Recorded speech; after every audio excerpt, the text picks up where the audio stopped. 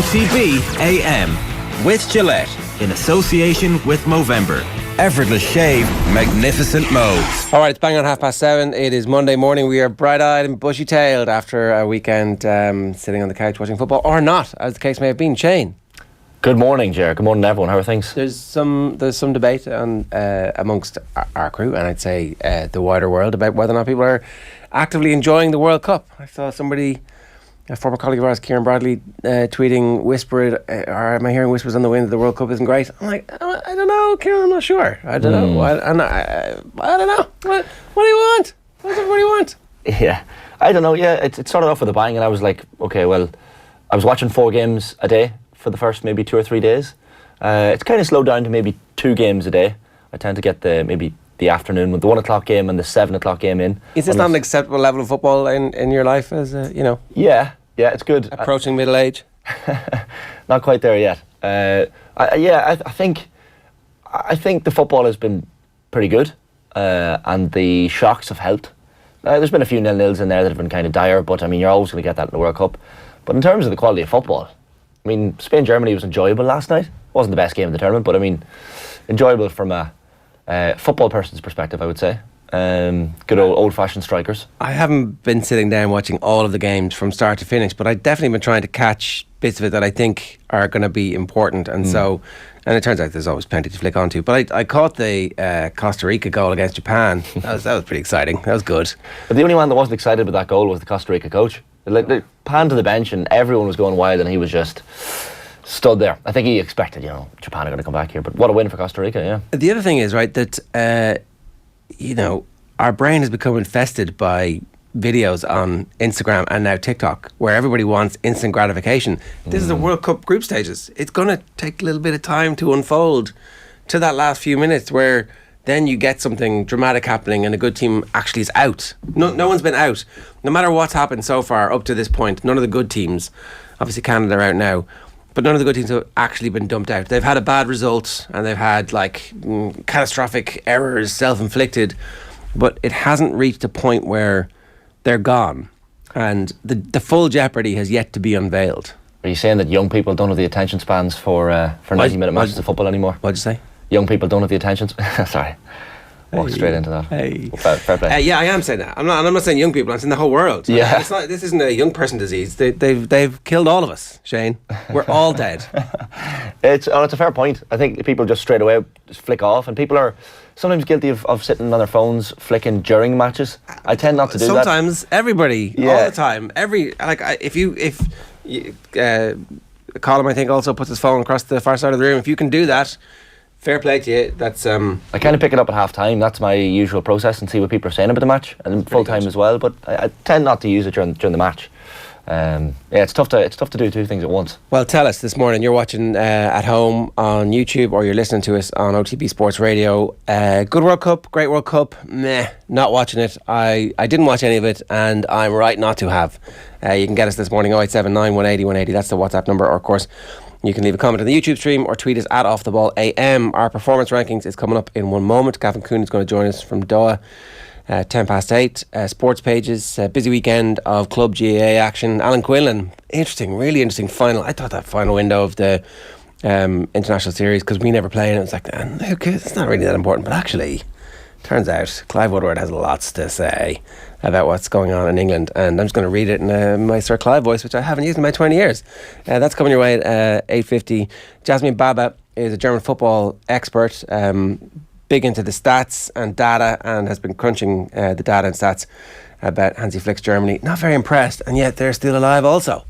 And then bringing some Brian Kerr goodness right about 9:30 this morning. At 7:35, it is time for the Gillette Labs performance rankings. That wasn't an All-Ireland winning performance. Probably should have won the game based on their second half performance. Is it a step too far to say it was the performance so far of the World Cup? Maybe not. OTB AM's performance rankings with Gillette. I'm scratching my head. That performances was just lacked that intensity. Red, amber, green. Yes. Start with the red, as per usual, Ger. I think Welsh and English rugby both in a bit of bother after this is my chance now. I can do it now. This is your chance. You keep going. Let's do it. Talk amongst yourself. I'd like to start maybe with Wales, because I think we'll build up to giving out a smack about Eddie Jones, because that's the fun part. So I like to leave the fun part to the end. Wales, What do you say about the weekend? 39-34, they lose to Australia. This is an Australia that were under strength, to say the least. It certainly wasn't their starting 15. 26 unanswered points during the last 22 minutes of that game conceded by Wales. A 9th defeat in 12 tests this year. And as they head into the Six Nations, you're thinking, I mean, Wayne Pivac's gone. Surely he's gone. All the talk is Warren Gatland is coming straight back in. Of course, he was the man there before Pivac. Interim head coach, maybe, 12-month contract. He's the obvious man for the job, and it seems, if the papers are to be believed today, that there are to be meetings with senior Welsh rugby officials that have kind of kicked off after that defeat against Georgia 8 days ago. That was kind of the kickstart of this. You can lose to certain teams. You can't lose to Georgia. And I think it's more the nature of the defeat to Australia at the weekend as opposed to the defeat itself. To concede so many late points and to be so far ahead and to let the team back in Australia, I don't know, there's just something. When Wales play Australia, they just can't seem to get over the line. There's an issue there. There's a mental block. If it was just Australia, that'd be fine. Like, you'd be like, okay, that's grand. We'll see how this goes in the World Cup. But Welsh rugby has fallen off a cliff. Like. And it's root and branch reform required, according to all of the legends of the game who are writing the papers. But like, that's not going to fix things between now and the World Cup. No.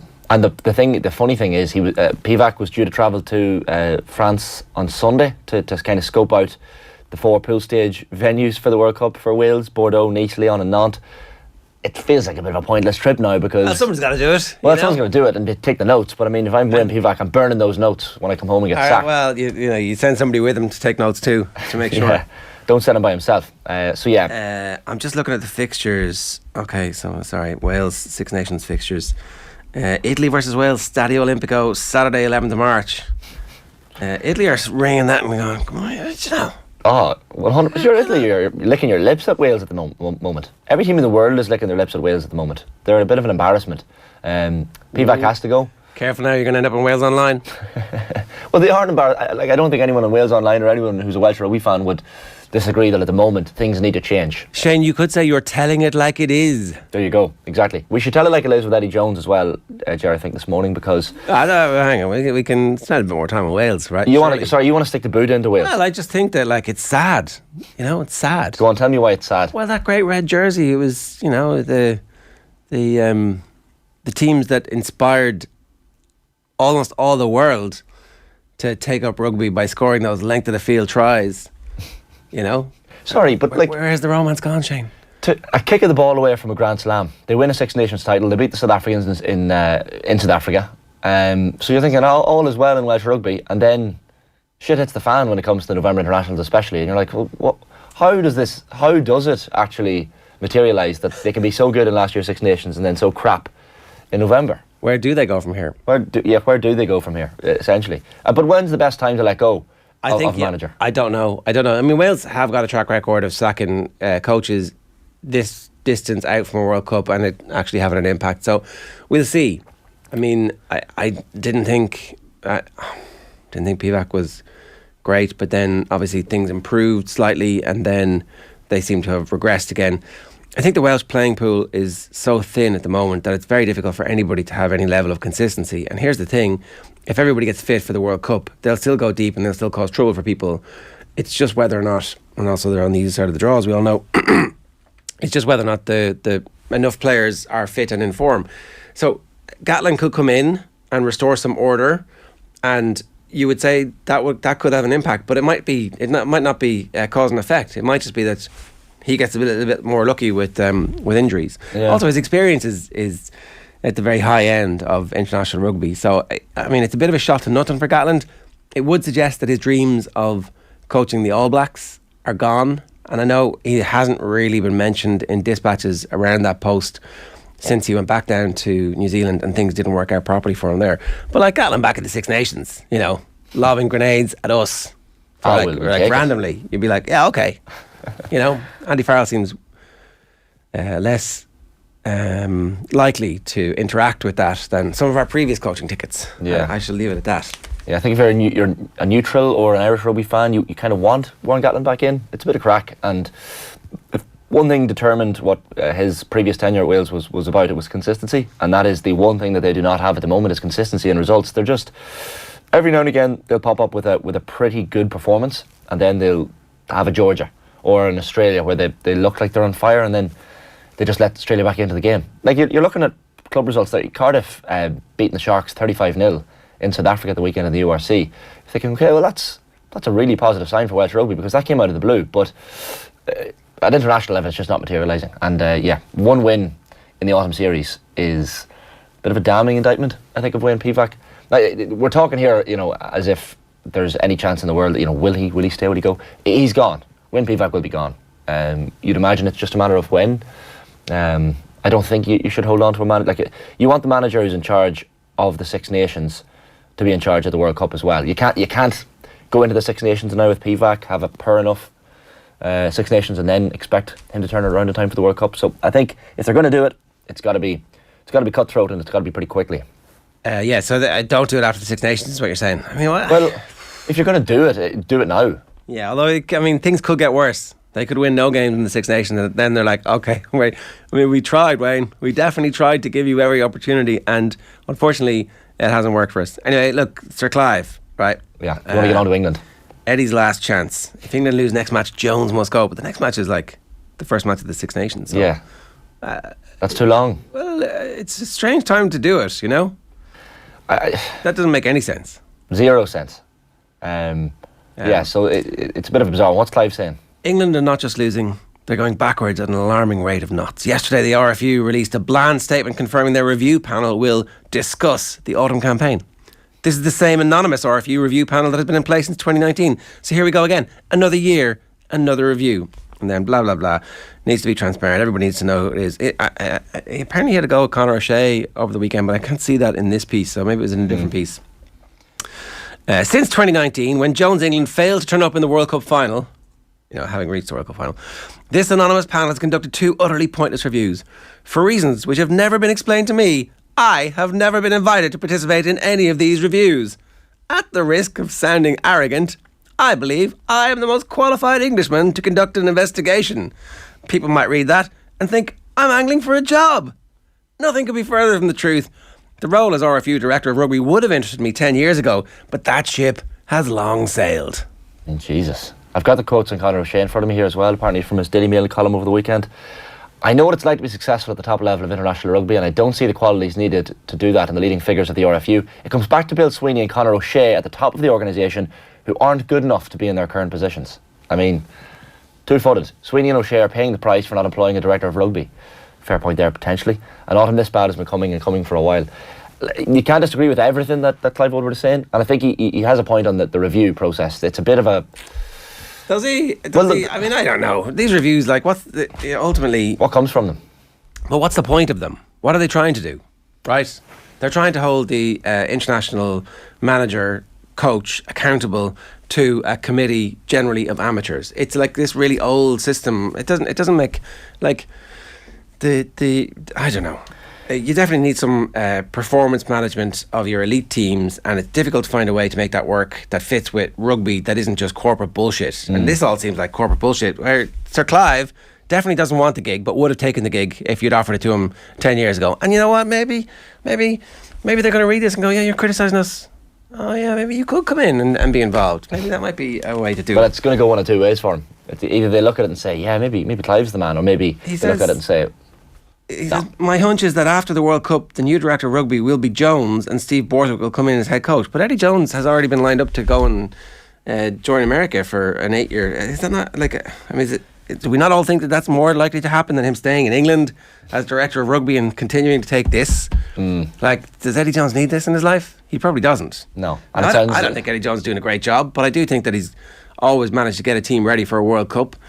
One bit here is, stop talking about the World Cup. It epitomises the cosy culture of English rugby and is a surefire way to keep your job no matter how poorly you perform. But it's all that matters. He's doing a really poor job, Eddie Jones. This is their worst calendar year since 2008. Looking at their record here in front of me, 6 losses, 5 wins and a draw. More defeats than wins this calendar year. It's terrible. England and Wales in the mire at the same time. It's really awful, isn't it? Yeah. It's such a pity for rugby at a global level that these two superpowers just can't seem to, rise above the mediocrity which is constraining their ambition. You look very upset there, Ger, I have to say. It's terrible. Yeah. I mean, I definitely don't want them to get rid of Eddie Jones right now. I do not want to see what Scott Robertson and Ronan O'Gara could do in this situation right now. I don't want to see that. That would be not good for the rest of the world. Great moment for a coach to come in though when things are it's amazing. bad. I mean, you're like, well, this can only go up. Surely, yeah. So England brutal, and the boos at Twickenham as well after the game. I mean, the English fans are clearly fickle, but the only game they had any decent performance was against Japan in the November internationals, and they've been shocking in the rest of it. So well, they were brilliant for 15 minutes at the end of the game against New Zealand. And there probably is a template there. If you're Robertson and or O'Gara looking at that going, I mean, we could actually play like this all the time, lads, if we just didn't have the constraints. But I don't know. Eddie seems like a difficult character to deal with, and his Jose Mourinho-esque style management of other human beings seems to have worn out. So I don't know. Sorry, his quotes after the match of the weekend. I don't care what people think. And this is a 14-man South African side that they're losing 27-13 to. Well, you might not care what people think, but I mean, you should. You probably should. So yeah, it's just been poor time for Pivac and Jones. So we also feel very sorry for them here. We'll have more on this with Alan Quinlan a little bit later on. If you are listening on podcast, then you can subscribe to the OTB Rugby feed, and you'll get analysis and reaction to that there. Will we go to the next one? Yeah, go. So red, we have Belgium. I don't know what to say about Belgium. You probably have to talk about Roberto Martinez here as the main problem. I saw a tweet from someone last night where they were kind of comparing Martinez to Southgate. Who was more tactically out of their depth, Southgate or Martinez? Neil Robertson, the snooker player, responding, big football fan, he said both destroyed a golden generation. I mean, it's harsh, but with Roberto Martinez, there's been a lot of critics coming out of the woodwork in the last few days since the weekend. I don't know how we all feel about Belgium, but the Morocco game just was not good. Look, Morocco had the crowd behind them. It feels a little bit harsh to criticise Martinez because he's done good things. They were, world number one team in the rankings. They were okay in major tournaments. Knocked out of the 2018 World Cup and the Euro 2020 to the eventual winners. Beat Brazil. Beat Brazil. So no silverware, but these are close calls. And you'd imagine Martinez is sitting there going, why hasn't this worked? What's going wrong? You're seeing people like Thierry Henry on the bench as well. I mean, Kevin De Bruyne, his quotes of the weekend were quite interesting, to say the very least. He said they're too old to win the World Cup. This is before the Morocco game. This was an interview with the Guardian last Saturday, and he said, no chance of winning the World Cup, we're too old. That is a remarkable quote to get from your main man during a tournament. To suggest at any stage that you can't win it. Do you think he means it? Well, is it not like a reverse jinx type? Well, it could be. Maybe he does. Maybe he does mean it. Maybe Kevin De Bruyne is very straightforward. He has always seemed fairly straightforward. Yeah. Well, Martinez was asked about the comments in the post-match press conference. I think after the game at the weekend, he said, "This is the first time I've heard that. At a World Cup, players have to speak to the media every day. 90% will be positive, but there are always one or two lines that don't fit into the context. A player is allowed to wear their view. Maybe it was a double bluff. It's what happens behind the scenes that matters. I don't know. Was it a double bluff? De Bruyne seemed fairly legit in what he was saying. Jan Vertonghen said maybe we're too old in attack last night after the loss. That's a response. Maybe the other end of the pitch as well. Martinez is kind of hinting at the weight of expectation. They don't have a Brazil weight of expectation on their shoulders, Belgium. That's a ridiculous thing to say. Nobody's coming in going, Belgium should win this World Cup. I'd say the Belgian fans are probably thinking it, I'd say the Belgian fans probably thought that this like the golden generation. I mean, that Neil Robertson thing Southgate wasn't in charge when the original golden generation with Golden Balls and his crew were there. He didn't have Wayne Rooney, like the best young footballer in the world, playing for his team. It's true. He's Phil Foden, one of the best young footballers in the world, and he won't even put him on the pitch. Yeah, it's another matter. Yeah, we'll talk about that a little bit later on with Gavin Cooney. You'd wonder. There's certain teams, and I think Belgium have to be one of those teams in the red because after the weekend, you're looking at them. They were better on the ball than they were against Canada in the Morocco game, but that last pass was just not there, and there was a fear of losing, I think, as Martinez put it as well. So I also think Morocco are no mugs. They're a good team. That's the thing. There's been we keep talking about this in the tier that we're in. There's no shy teams anymore. No. Basically, Robbie Brady said that to David Snade in a piece a couple of weeks ago, and David told us about it a couple of weeks ago, and he's right. None of these teams, they all have, Morocco have players who have played in massive games, and they were able to influence in key moments matches against another side who have their flaws. Belgium are a very flawed team. I still don't think they're out, and it's amazing to me that it was Courtois who ended up with the mistake that cost them the first goal, and that's such a key goal. So I still love you, Tebow. Still play You're for still it. my number one. You still love him? Yeah, he's quality. But I'm just looking at the group here. I mean, the table is fairly well set in their group, and it's, in fact, to be fair to a lot of the groups, it's going down to the last game in a lot of them. Croatia 4 points, Morocco 4, Belgium 3, and Canada 0. I like that group, and it's Belgium Croatia in the last game. Yeah, which should be a decent game. So you'd assume Morocco will beat Canada, but you don't know. I mean, Canada with nothing to lose, like they were still at it. Anyway, we'll get on to this now. Yeah, we might as well. The Amber. So this is Croatia and Canada, and the beef with these two countries is very much real. This should really be Kevin Caban versus Paul Peschisolido, right? That was the beef of the weekend, where Kev. Oh yeah. Where Kev was attacking Peschisolido after Peschisolido came for him, and it was like, screw you, and all of Ireland were like, hang on a second, who the hell are you, Paul Peschisolido? Yeah, well, who the hell are you? He said there were too many British pundits. Which, by the way, is just a complete dig at Kev, because Peschisolido knows rightly that Kev is a proud Irishman. Well, there you go. Somebody did go. He's not talking about you, Kev. He couldn't be talking about you, obviously. Well, he might well have been. Well, I think he might have been. And look, we'll defend Kev here. Screw you, Peschisolido. That's what we're saying. We're coming for you, buddy. Yeah, screw you, Paul Peschisolido. I was watching. May the next time you drink the pint of Guinness, may the head be flat. I watched the Canada game on TSN last night, so I could get the whole Kevin Caban experience. And totally legal, of course. But of course, we're all biased here, but Kev was brilliant. He's a brilliant pundit, and he added to it nicely. And there's a load of Canadian voices on the coverage, and Kev adds that different dimension, the outsider, who's kind of come in and watching a lot of football over there now as well. So I think it needs that. Like you're seeing punditry, like Maurizio Pochettino was on the BBC at the weekend, and I mean, he's not English, but it adds to the punditry, and he was brilliant, I thought. Unsurprisingly, he's one of the best coaches in the world. But yeah, the Kev stuff was a bit mad. But the great beef that also involved Canada at the weekend was John Herdman versus Latko Dalic, the Canadian versus Croatian managers. So there was a pitch side interview after Canada's previous game to the Croatia one yesterday, and he said, I told them they belong here and we're going to go and fuck Croatia. That's as simple as it gets. And then a Canadian reporter. Little language warning there for any young ears in the car. It's going to be in the next 10 seconds, maybe a few F-bombs. There might be a couple of F-bombs. You've one job there, go on. Yeah, sorry, apologies if anyone was offended. But then a Canadian reporter lands into the pre-match news conference ahead of the Canada game, and he was asked for his team's response to Herdman's quotes, and he said he had lectured his opposition ahead of the game, and he used the word in the press conference, respect, the word respect 12 times in his answer. So this was his response. The Croatian team deserves respect from everyone. We respect everyone equally. We expect our opposing teams to respect us. We are worthy of their respect. The Canadians must also have respect for us. This way of putting words together is not a sign of respect. We're the World Cup runners-up from 2018, not Brazil, Spain or other countries. Brilliant. And then Andre Kramaric, who scored the equaliser in the 36th minute and then got a second midway through the second half last night against Canada, said it had spurred Croatia on, those comments from John Herdman. Another language warning for you here in just a second. Picked up his Player of the Match award, Kramaric, and he said, I want to thank the Canada coach for the motivation. In the end, Croatia demonstrated who fucked whom. So it was quite fantastic. Mafioso style, all due respect. Yeah. Anytime anybody's talking about respect, they don't mean it. Not the beef you expected. I actually saw an interview with a guy beforehand who was wearing a half Croatia, half Canada top. Born in Croatia, 5 or 6 years old, moved to Canada, lived his life there, so he didn't know who to pick, didn't know who to choose. But very much, it's a new international rivalry to kind of compete with USA versus Iran, which we know is boiling up nicely off the pitch as well as on pitch. So, all right.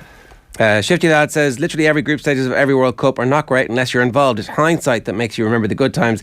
These group matches are very good.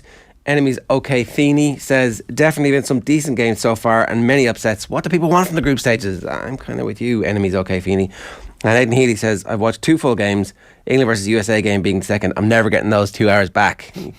You got to definitely be careful. If England are playing on ITV, you can definitely swerve it. I'm not a believer in this, but I mean, it's just causation is not correlation.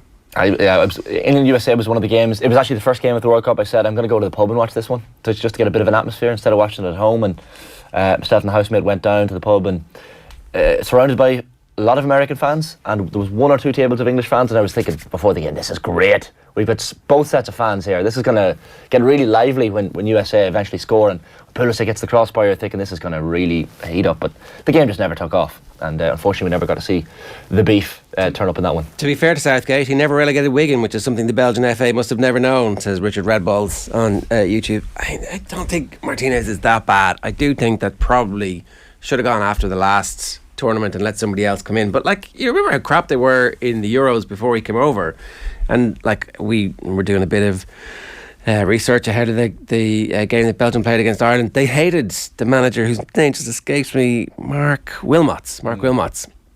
The Belgian press hated him. They were somebody was leaking from the squad that Wilmots kept bragging about himself as a player, kind of Glenn Hoddle-esque, oh, this is what you should all be doing. And it was like peak Hazard, peak Lukaku, peak De Bruyne, and when the centre backs were like only 32, and they could still have managed to. Or was that 6 years ago? So they would have probably been 30. I don't know. But it's funny because I think there's a lot of pressure on managers in Belgium. Like it's one of those countries where like Ireland, the obsession with the manager and the referendum is constant. It turns out that that's the case in every team country in the world, but like you only get exposure to it. I remember when we were doing the Danish tournament, they were like, we don't think the manager's not doing right. And then they come and hammer us and like, it's not doing with the managers. Christian Eriksen was really good. Like every fan base thinks that the international manager is shite, basically. Yeah. I was chatting to someone who was in Brussels last week. Maybe Spain at the moment have found somebody who is their spirit animal. Yeah, there's all joy for him. I was chatting to someone who was in Brussels last week, and he said you wouldn't know, being in the Belgian capital city, that the country were in the World Cup. There's just no fanfare. There's no advertisement flags. There's no, pointed indications that the country's in the World Cup whatsoever, which seems bizarre to me, because I feel like if the Republic of Ireland were in the World Cup at the moment, there would just be World Cup fever everywhere, and you'd certainly know it in the streets. Maybe I'm wrong. But Belgium under pressure. But Croatia, Canada had to be in the beef is real. Both in the amber, I think, after the little petty rivalry they had. All right, green. Let's get to the green. So France, we're going to go to the first green. The only 100% team left in the World Cup. And rightly so, I think they've been impressive. Kylian Mbappe has been the man of the tournament so far. I don't think anyone can argue with that. He's lit it up. Messi struggling for survival. Ronaldo's bringing controversy with him. Neymar has ankle troubles. And Mbappe is just finding his form, and as he did in the 2018 World Cup, he's just stepping up to the plate with France. So himself and Enner Valencia for Ecuador are the leading goal scorers in the tournament, 3 goals apiece after 2 games for each of them. That's 7 goals in World Cup games already for Kylian Mbappe in his career, which is an extraordinary stat when you consider that only he and Pelé have scored that many in the World Cup before they reach the age of 25. So he's now scored 50 goals for club and country in a calendar year for the first time as well.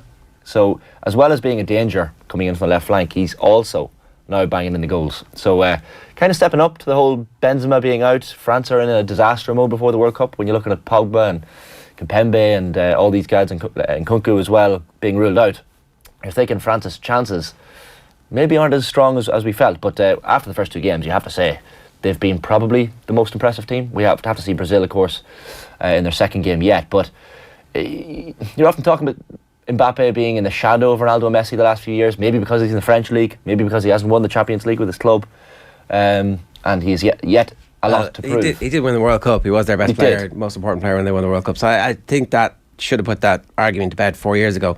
The Pelé comparison is really interesting, because you do feel like here is somebody who could reach the heady heights of a 3-time World Cup winner, and whatever comes at club level is going to come from a club level. It does make you think, though, that maybe he's going to make as much money playing for Paris Saint-Germain for the rest of his life and be able to peak for massive tournaments. And there will be occasional months of the year where he's disappointed that they didn't win the Champions League, but the rest of the year he'll score 50 goals. And did he just decide that, I'm going to stay here, I'm going to be the king of France, and I'm going to try and win the World Cup 3 times and be like, I'm literally the greatest footballer ever, and nobody can argue. Yeah, and there's a lot of pressure. There's pressure in a different kind on France. Brazil are the last team to defend a World Cup from 1958 to 1962. If France could go and do that and become an iconic era team, then that would be the next step. And Mbappe would be the leader in both World Cups, as he's proved so far. They could be on course for an England clash in the quarterfinal, and more to come. Plenty of time for him to keep. Well, exactly. He's got loads. It has been sensational, though. It's everything you wanted Mbappe to be able to do. There was definitely a fear earlier in the season when the row was happening at Paris Paris Saint-Germain, the leaks were coming out about how he wasn't trying leg, and he was, I was like, actually, this could end really badly. He's got too much power. It's been a disaster for everybody. But he has arrived and has decided, I'm going to be at it, and he's at it, and it's brilliant to watch. It's amazing. Yeah, and Griezmann's probably the brains behind the operation at the moment. Like Mbappe's taking all the plaudits and the headlines, of course, but Griezmann's been brilliant in this World Cup so far, in a more understated way. You have Dembele, who's been class. Giroud as well has kind of stepped up with Benzema being out. So across the French team, there's just, you're looking at someone like Lucas Hernandez getting an ACL injury, and you're thinking that's him out of the World Cup. That's a big blow for them at left back. But his brother just walks into the team, Theo, and completely carbon copy of him. So I mean, they're finding ways to fill those gaps that they had in terms of injuries. And Didier Deschamps just has the team spirit is the thing. And you talk about it with the Brazil team at the minute, because when they're getting off the bus, they're all singing and dancing and playing drums. There's something there. But the French have that as well. And that's something that can be very, very dangerous as the tournament goes on. So I think if France end up playing England in a quarter-final, that would be curtains for England. I don't think anyone would disagree with that. That could be a 2 or 3-0 job, potentially. Well, I mean, you're manifesting there, Shane. I'm manifesting, yeah. Don't be, tempting fate. What's next? Yeah, next up in the green, we'll go to a brilliant weekend for the Irish girls over in Australia. Sinead Goldrick making a little bit of history on the weekend. She's become the first woman to win an All-Ireland Ladies Football title and an AFLW Premiership title. So Melbourne Demons beating the Brisbane Lions in the grand final in Springfield down under. Blocking Mackin as well, the Armagh player who was in Australia playing for the first time this season. What a first season for her as well. And she scored a goal in the second quarter before the crowd. So mirroring that of Zach Toohey and Mark O'Connor, that achievement with Geelong Cats this season. And it now doubles the number of Irish AFLW Premiership title winners. So tips Orla O'Dwyer, of course, winning with Brisbane last year. She was on the wrong side of the game at the weekend, Orla O'Dwyer, unfortunately for her. And of course Claire Jewel-Star Ailish Considine, who was the first 2-time winner of the AFLW. But we now have 4 winners in the AFLW season, and Considine and Mackin are 2 key players for this Melbourne team as well, which can't be dismissed. Orla O'Dwyer played well despite being on the wrong side of the game as well. 11 disposals, 2 marks, 6 tackles. But for Goldrick and for this Melbourne team, it's redemption. They lost the grand final to Adelaide earlier this year when Lauren McGee, her Dublin teammate, was alongside her. So really, really good achievement from Sinead Goldrick. And when she looks back in her career now, already All-Ireland Ladies title champion, and she's gone down under and won the big one down there. So, I mean, I don't know when she's planning on coming home, if she's planning on coming home, but you can do it with your head held high now. Small enough crowd, 7,500, which I thought was quite small for a game of that magnitude down under, when you consider the crowds that attend the Ladies All-Ireland football final here in Croke Park. So that was one thing that kind of struck me. But huge achievement for Sinead Goldrick of Dublin and Blaheen Mackin of Armagh. So well done to the both of them. You can see the recruitment drive ramping up again from Australia for Ireland, and I just think it's great for anybody who gets the opportunity to go and see the world. I know that the custodians of the game here will be concerned about the fact that Irish men and women are going to Australia in the numbers that they're going to, but does anybody begrudge them, really? Yeah, and I think in the women's game it's probably more pertinent, because the players you see going to Australia from ladies football are the top players in the country. Very often the Vicky Walls of this world. And they're all having an impact straight away. Yeah. You don't see David Clifford and those types heading off to Australia. Well, obviously Kerry had to map out a career plan for David Clifford, and they introduced a whole campaign around keeping Clifford. Yeah, and you have to do that. In the ladies' game, it's kind of it seems more difficult to hold on to the players for whatever reason. But I'm sure teams are making more of a concerted effort now to keep those players in country. Of course, Blaheen Mackin leaving Armagh was a huge blow to them. They've been coming really good the last couple of years. Goldrick is one of those key players on that great Dublin team that won 4 All-Ireland titles between 2017 and 2020. Of course, Meath stopping the 5 in a row tilt in 2021. But perfect time she picked to go. Once that 4 in a row was over, she was like, right, let's go. All right, that was this week's edition of the Gillette Labs Performance Rankings. OTB AM's Performance Rankings with Gillette. Now, if you like your gaming, watch out for this one. Virgin Media will host Game for Ireland, which will see Ireland football legends David Myler and Stephanie Roach take on Ireland's top FIFA players, Kieran Walsh and Tyrone Ryan. The game will be live streamed on Twitch at 5 o'clock on Tuesday the 29th of November. That's tomorrow, and it will take place in Cork City FC's Turner's Cross Stadium. It'll all be powered by Virgin Media Broadband, providing 99.9% broadband reliability. After the break, Gavin Cooney joins us live from Qatar. First, Deanne Fanning and Sarah Donovan joined Joe in studio for the Sunday Paper Review, talking about Roy Keane's performance at the World Cup so far. I do think there has been a halo effect on Roy Keane's comments. I mean, it's as if nobody has said boo about this World Cup, and Roy has pointed out we shouldn't be here, or the World Cup shouldn't be here, and I think it's been applauded too much. Well, no, what I thought was interesting about it, and I hadn't until you read out that Brendan O'Connor piece, I hadn't seen anyone comparing him to Nelson Mandela or he Matt doesn't McGill. dare, to be fair. No, I know, but that idea, like the moral compass of the world. I think he's gone viral. Well, oh my God, Roy Keane finally saying it. Went viral, but I think one of the reasons it went viral was because he didn't seem to be conflicted. He didn't seem to feel any need to justify himself being there and also say the World Cup shouldn't be there. And I don't think you need to justify that.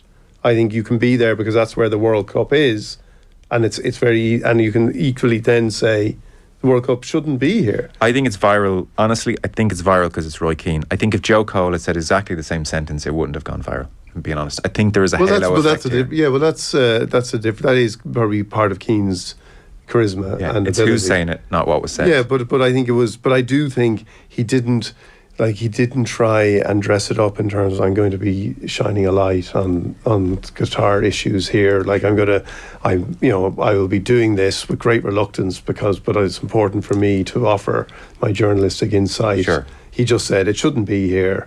And it was a straightforward statement. I think also he's been doing consistently good work as a pundit over the past 3 years. And it's kind of culminated at this World Cup with him having an opinion that people go to first.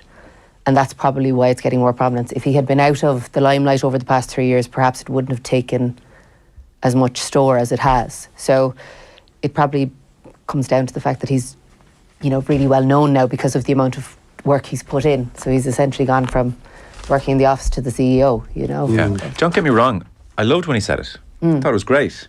But I do think there's been an overreaction, as if finally someone has said this about this World Cup. People have been saying it for a decade.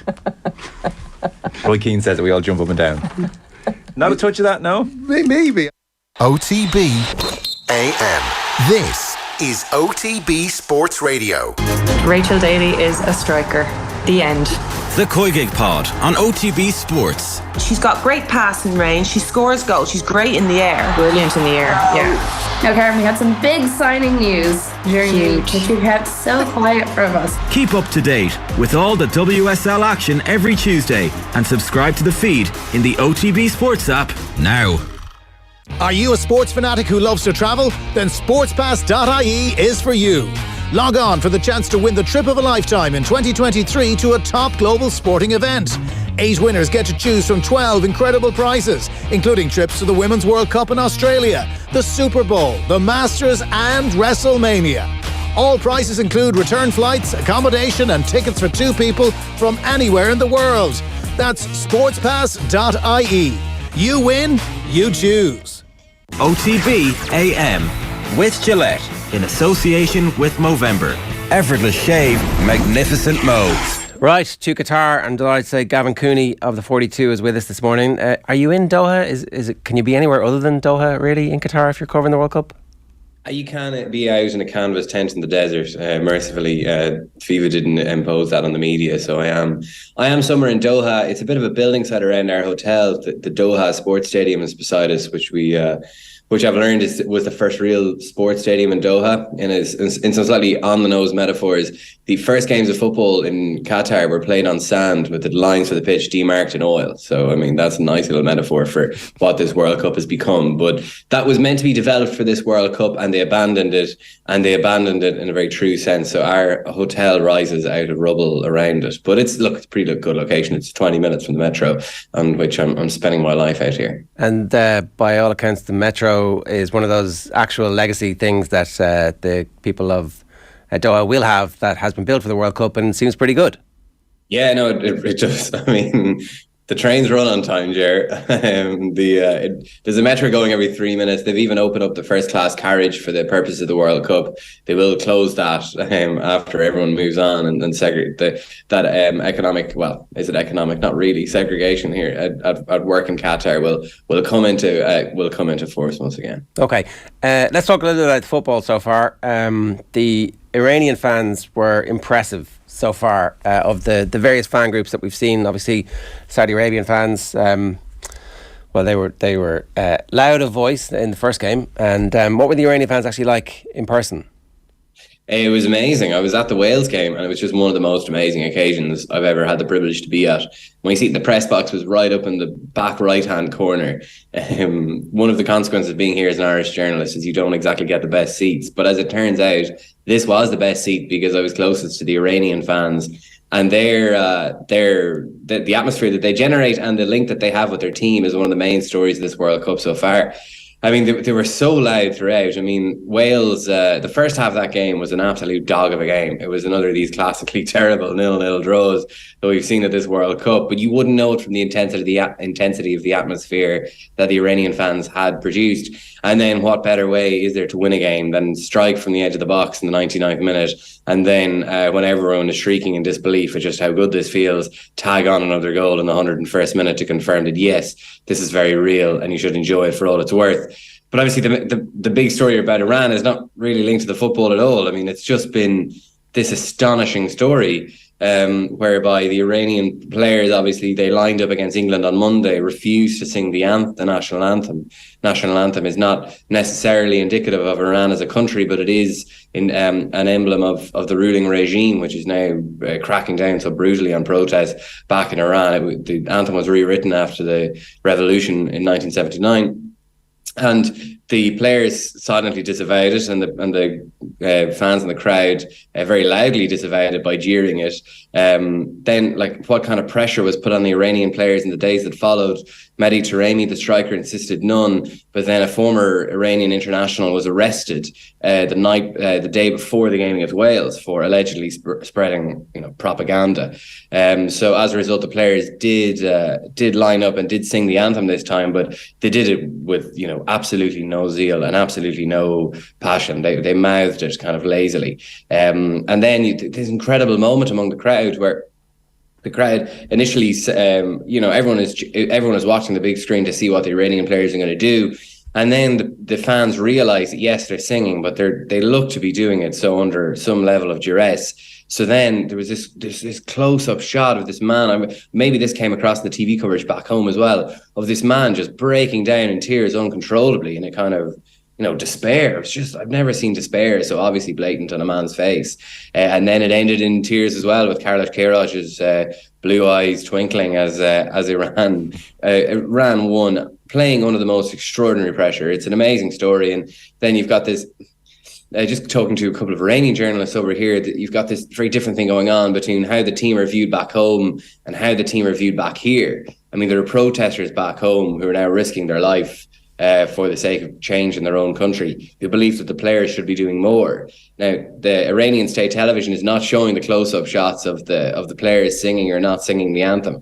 They cut to the big tactical camera up in the sky, on which the players look like ants below. But then the fans who have travelled over here are aware of the risks that the players have taken and how the players have spoken out and I was going to say voiced their protest. They voiced their protest by not engaging their voices at all.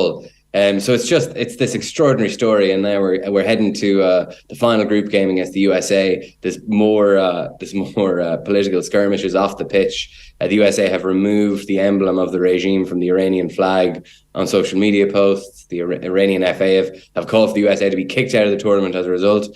That won't happen, but that I was initially going to do England-Wales, but I've swapped to USA-Iran just because Iran are one of the most amazing, most remarkable stories of this World Cup so far. Yeah, it feels like the most significant. Like those national anthem moments, before both games, just feels like one of the legacy things we'll be talking about outside of this World Cup, Gavin. And like Carlos Queiroz as well, taking to Twitter remarkably to refute Jurgen Klinsmann was another aspect of this, which just makes Iran even more interesting. Yeah, it's just another little postscript to this story, isn't it? I mean, Klinsmann was on BBC talking about gamesmanship. Now, I was at the game, like the referee was a real let it flow merchant, and I didn't come away from it thinking, God, Iran were cynical and went over the line there. But the BBC evidently believed that they did, and Klinsmann spoke of how this is, Iran's culture to work the referee over this montage of fouls that weren't given. I mean, they didn't include in that same montage the bit where the Wales goalkeeper kicked Mehdi Taremi in the face and was given a yellow card for it, which was then overturned and given red on VAR. So Kerr naturally went after Klinsmann on this in a kind of a real kind of Eminem Dear Stan style Twitter thread. Dear Jurgen, inviting him in to see what the Iranian culture is really like by visiting the team hotel, and obviously calling him in a nice little mic drop at the end to resign from his position on the FIFA technical committee for this World Cup. It's a bit of a sideshow. Klinsmann's main problem was that he then started to compare them to all of the other countries that he had ever played against when he was the USA manager, and suddenly it's like a massive lumping in of countries who are non-European, non-traditional football powers, and it's like, they're all the same, which, curious little undertones there bubbling up. Which, totally. And like, I mean, Klinsmann is now, I mean, he's a man of the US now, these days. Like, he's obviously a failure of a USA manager, and he lives there now. So that, I wonder if Kerr would have said the same and taken to Twitter had the USA not been the next game. I'm not so sure about that.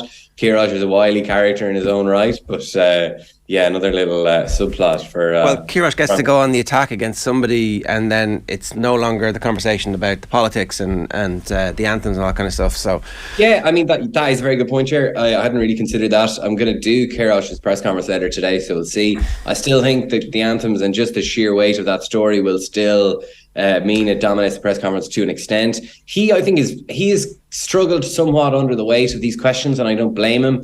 He's had to play a very difficult role. I mean, he's to balance a number of strong voices against each other. I mean, he initially criticised the fans after the game on England after the England game, saying that they weren't welcome because he interpreted their boos of the anthem as boos of the players. Now that wasn't accurate. Maybe he's being willfully inaccurate there just to get an answer out. He also snapped at a BBC journalist who asked him, talking about, you should ask your Prime Minister about Afghanistan or something along those lines. Yeah.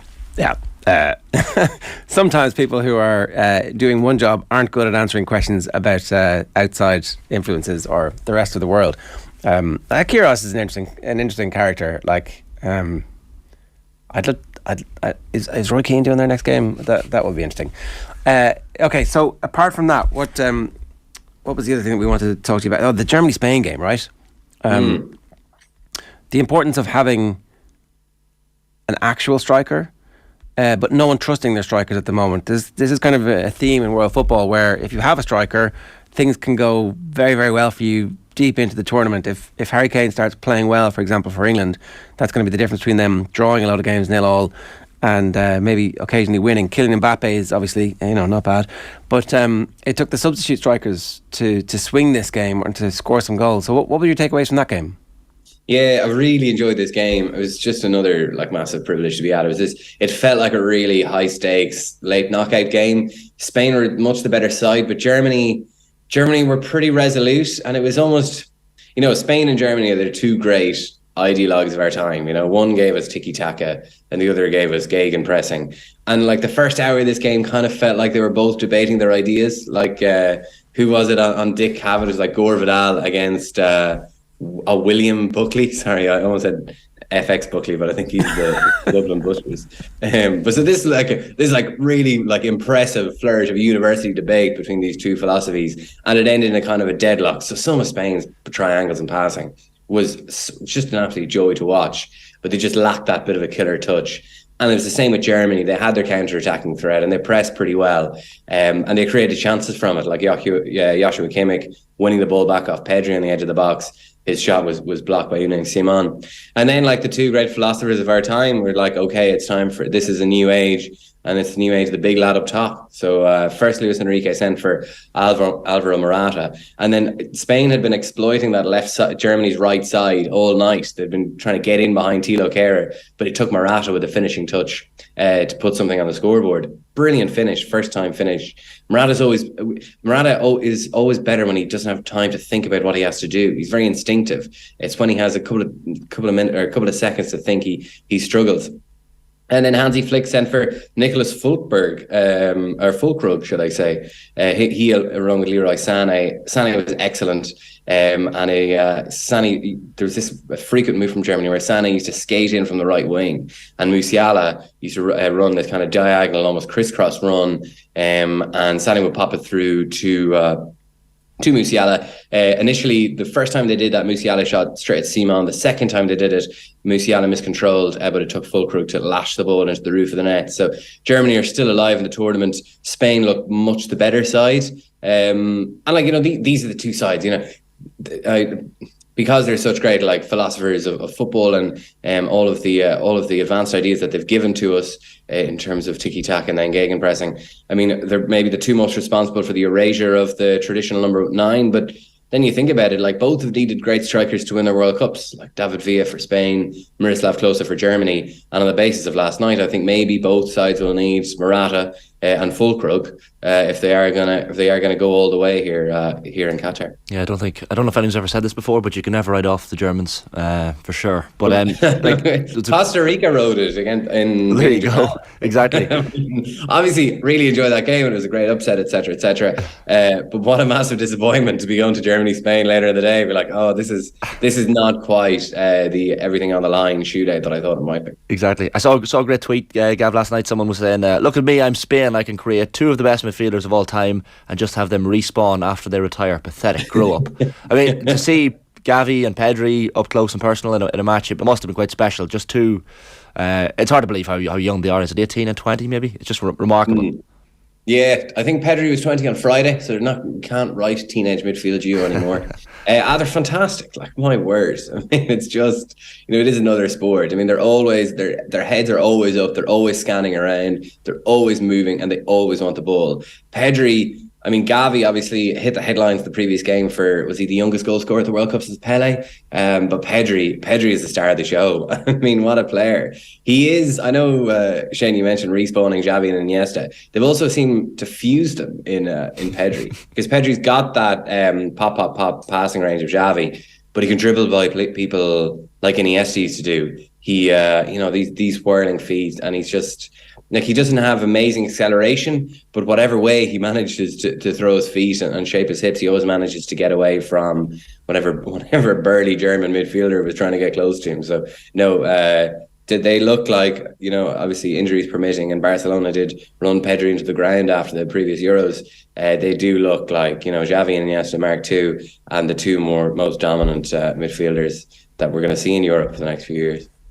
Speaking of midfielders, pre-tournament there was a belief that France's downfall was going to be a lack of guile in midfield, and one way of getting around that is to put Griezmann in that 3 and to give him some responsibility for being the creative fulcrum and taking some pressure off whoever the other 2 are, and it looks like we know who the other 2 are going to be for the rest of the tournament. That front 3 is largely set in stone, certainly at a starting point at the moment, it seems anyway. So what is the influence of Griezmann? Is he up to this over the course of a full tournament, do you think?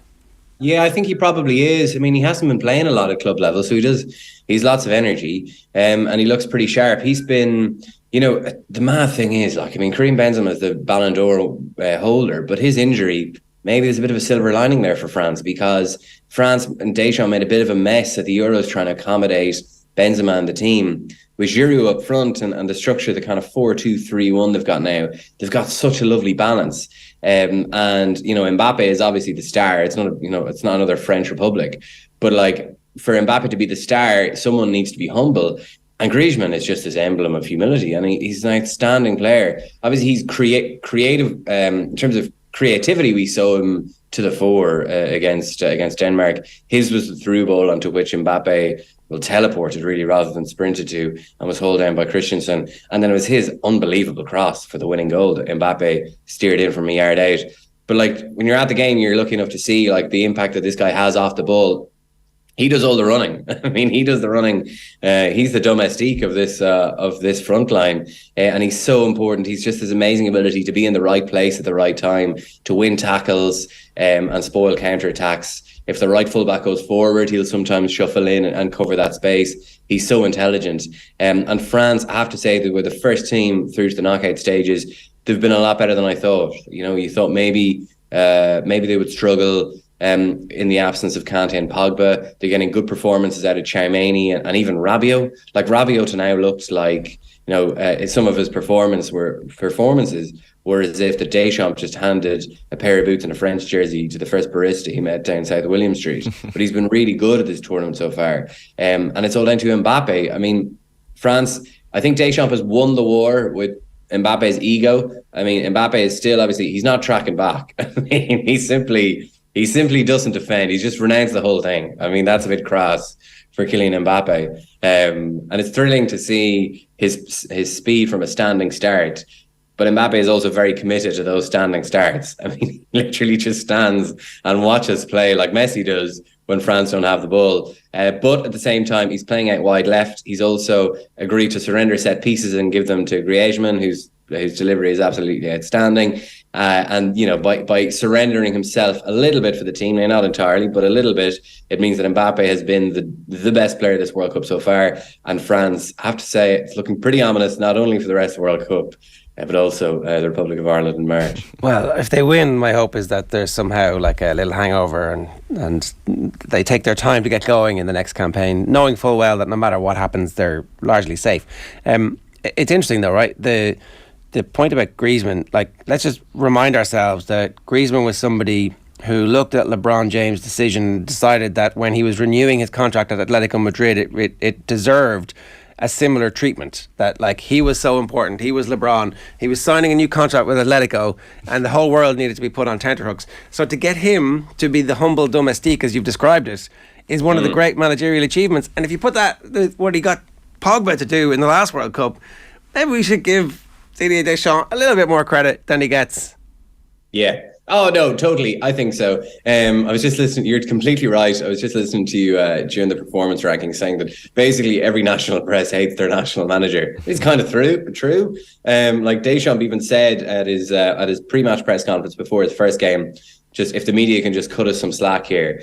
I think the reason people don't really warm to Deschamps in a wider sense is that the team is more functional than it could be. There's just no real gratuitousness to the team. Like, you think it could be so much more thrilling than it actually is to watch. But in fairness, he's got an extremely difficult, he's got an amazing, in one sense you'll think, look at all the talent he has. What an easy manager's job it is to do that. But these guys have gargantuan egos, I mean, the build-up to this tournament was dominated by a story in which one midfielder allegedly employed a witch doctor to hex his own striker. That's some difficult team spirit to engender there. But he's done a pretty good job. The structure of that team looks so good. I think Giroud in for Benzema makes a big difference. And I think Deschamps is one of these great international managers. Like, he's obviously had success at club level. What did he bring Monaco to a Champions League final? But he's so tailor-made for international management, because it's just about managing characters, finding the right system, and to allow them to express themselves, and just managing to police their egos and their own selfish interests as best he can. He did it well at the World Cup, didn't do it so well at the Euros, but the evidence from the first two games here would suggest he's doing it pretty well at the World Cup so far. What about Southgate then? You've swapped out the England-Wales Battle of Britain, so you're going to miss Phil Foden erupting onto the World Cup stage with a hat-trick. Yeah. Well, that's if he plays him. It seems, if you read some of the English press, I mean, Phil Foden has been sacrificed to the altar of pragmatism here, it would appear. I mean, so I was obviously at England-USA on Friday night, one of the worst games of football I've ever watched. I had been to Uruguay, South Korea the day before, a 0-0 draw that for the first time in recorded World Cup history didn't feature a single shot on target by either side. But I enjoyed that game a lot more than I enjoyed England-USA, because England made absolutely no effort to win the game. And they were booed off at the end. And I know reading Wayne Rooney's column was kind of staggered by the boos. Obviously, that is consistent with what he said coming off the pitch against Algeria in 2010. But if you're at the game and you realise how hard it is to get to that Al Bayt Stadium in the middle of the desert and the amount of money that fans had spent, you could understand why they booed, because their team made absolutely no effort to win the game. Much of the criticism of Southgate is focused on the fact that Phil Foden didn't play. But even if Foden came on, I don't think he would have made a difference, because England just lacked such intensity, and they were clearly like, a point here will do us. We're almost certainly through to the knockout stages. We can manage our pace here. You know, maybe they did it again at the Euros, in that drab draw against Scotland as well. But obviously, you know, there will always be like a cause célèbre among the players on the sideline. It was Jack Grealish at the Euros. Now it's Phil Foden. Obviously in Ireland we can relate with Andy Reid and Stephen Ireland and many. And Wes Hoolahan, most obviously. James McLean, James Coleman, various stages. Yeah. Trapattoni, that's mostly Trapattoni's work, I have to say. Maybe Trapp has left that imprint in my mind. And it turns out Southgate is just as defensive and negative as Trapattoni, by the way. I mean, so look, I just don't really get much of the criticism of going Southgate's way over not playing Foden. The bigger issue is how England approached that game. Look, Harry Kane said, look, we're in a good position to go and qualify, and maybe they did, but it was all very dull, and it was kind of consciously dull. Isn't the thing, I think the World Cup sorry, go ahead. Isn't the thing about picking Foden, though, that it's a signifier to the rest of the team that we are actually trying to win this game, and that you all need to be a little bit on your toes, because there is another player who's just as good as you, who I could find room for in the team. Bloody Henderson was the first sub on. But like, that shows you, Ger. Like, I mean, that would need Southgate to think that way. You know, that's Southgate thinking, we need to bring Phil Foden on here to show you that you need to get your arse in gear. But he didn't want to do that. And like, as you say, Shane, the first sub is Henderson. He came on at the same time as Grealish, actually. But that was a signifier. Just let's get more energy in midfield, and let's lock down this 0-0. I mean, the issue is not necessarily not bringing on Phil Foden. The issue is Southgate's conservatism and almost like trying to pace England through this tournament. And it worked at the last Euros, so maybe it'll work again, but it's quite drab and uninspiring to watch. And I'm here for work. I can't imagine how more drab and uninspiring it is for the England fans who've travelled all this way and obviously can't really get a drink. So I mean, the memories that are created have to be the ones on the pitch. And England showing no real interest in creating any against the USA on Friday. One of the things that has struck me increasingly over the last while is, as I start to talk to people off the record about what it's like to be in changing rooms, is that we don't really know what the dynamics are. That so many of these people have card schools where massive amounts of money are being gambled. I don't know if that's still the case with the England football team currently. Some of them are business partners in ventures that are either wildly successful or have tanked horribly. Some of them have introduced tax advisors who have got them all to invest in wasn't it movie? Somehow there was a movie funding that has ended up in massive tax bills. 20 years later we hear about our Euro squad was riven apart by the fact that somebody was sleeping with somebody else's wife, and you're like, we don't know the truth about what's going on. And sometimes I wonder, when there's a team selection that isn't happening for a reason, is it down to character around the place? Is it down to taking the remote control or something a bit more serious? And that these are the bits that the great managers manage properly and somehow manage to navigate a way through, but it's frequently by the skin of their teeth. Like, it's quite possible if Deschamps had pissed off the wrong player, Mbappe or Griezmann, that actually the France thing could have fallen apart like a house of cards, but that somehow one conversation landed and everybody went, yeah, okay, well, let's go with that. Yeah, we'll do this. And maybe Phil Foden's not getting in the team purely for football reasons, but there are other selections in big countries where you're like, that guy should really be playing, but we just don't have a clue what's going on. And it's also I can't speak to, I don't know anything about the any potential off-field issues or character issues. I don't know about that, but it comes back to the strength of the collective. I mean, the most obvious thing in international football, and the challenge for these top guys, is you have so many good players at your disposal. How do you mould them into a functioning collective? And that's what Deschamps has done. And we've seen by playing Giroud rather than Benzema. Now, obviously, there was extenuating circumstances as to why Benzema wasn't at the last World Cup, and he's injured from this one. But we saw him at the Euros, and France were not quite as balanced. They're playing this back three, didn't really work. Mbappe was in the wrong position. Just nothing really worked. And Southgate said afterwards the reason that Foden didn't come on was like he would have played through the centre and he doesn't play there for his club. Now I can understand that because Southgate hasn't had a whole lot of time to work with the team ahead of this World Cup. I mean, no manager has, apart from the Qatar manager, and that didn't really work out very well for them. They only had 6 days preparation, so it's natural to kind of mitigate against that by playing players in the position in which they're familiar with their clubs. But it all comes down to the strength of the collective. Giroud over Benzema is the most obvious example. It's not about stacking your team with the 11 best players you can find, because they might not function as a best collective. Like, one of the most interesting things about football is that tension between the individual and the collective. And it would seem that Southgate seems that Foden is not in the best collective at England at the moment. Now, Foden didn't exactly rip up trees when he was deemed in that collective at the Euros. Who's on France's side of the draw? Pardon my ignorance here. Who are they likely to? It's England, the quarters. Oh, I think England, isn't it? Yeah. England and Argentina. They're all I think it's just top half and bottom half. So England and Argentina, I think, are the two big names. But I don't know. I can't see France struggling against. You never know. I mean, they gave away such a poor goal against Switzerland, but from a set piece. But it is hard to see them struggling against either of those teams. It's an I just can't see England. The more you watch the game against the USA, you're thinking that this is not a team that can. It didn't feel like the England team of the Euros 2 years ago, Gavin. There was something like we all kind of got a bit. I thought it was very similar. No, but just in the sense that go ahead. It just in terms of the lack of desire to go and win the game. You felt like that team in the Euros was always trying to go play an attacking style of football. Like the Iran game, maybe we got carried away a little bit with it. A 6-2 win was very impressive, and they were really, really good that day. But I don't know. There feels like there's something. We'll probably know more after the Wales game, I guess. Don't know. Wales are. Unfortunately, Wales are not at their best here. I mean, they were so poor against Iran.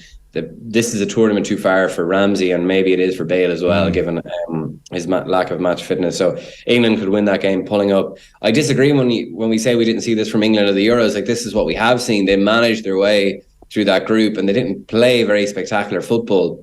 But Southgate is trying to do a similar thing to what Deschamps has done. Find the right structure, right collective, and just manage your pace throughout the tournament. Like, there's no gratuitousness, there's nothing over the top about France. England are obviously trying to mimic the same way.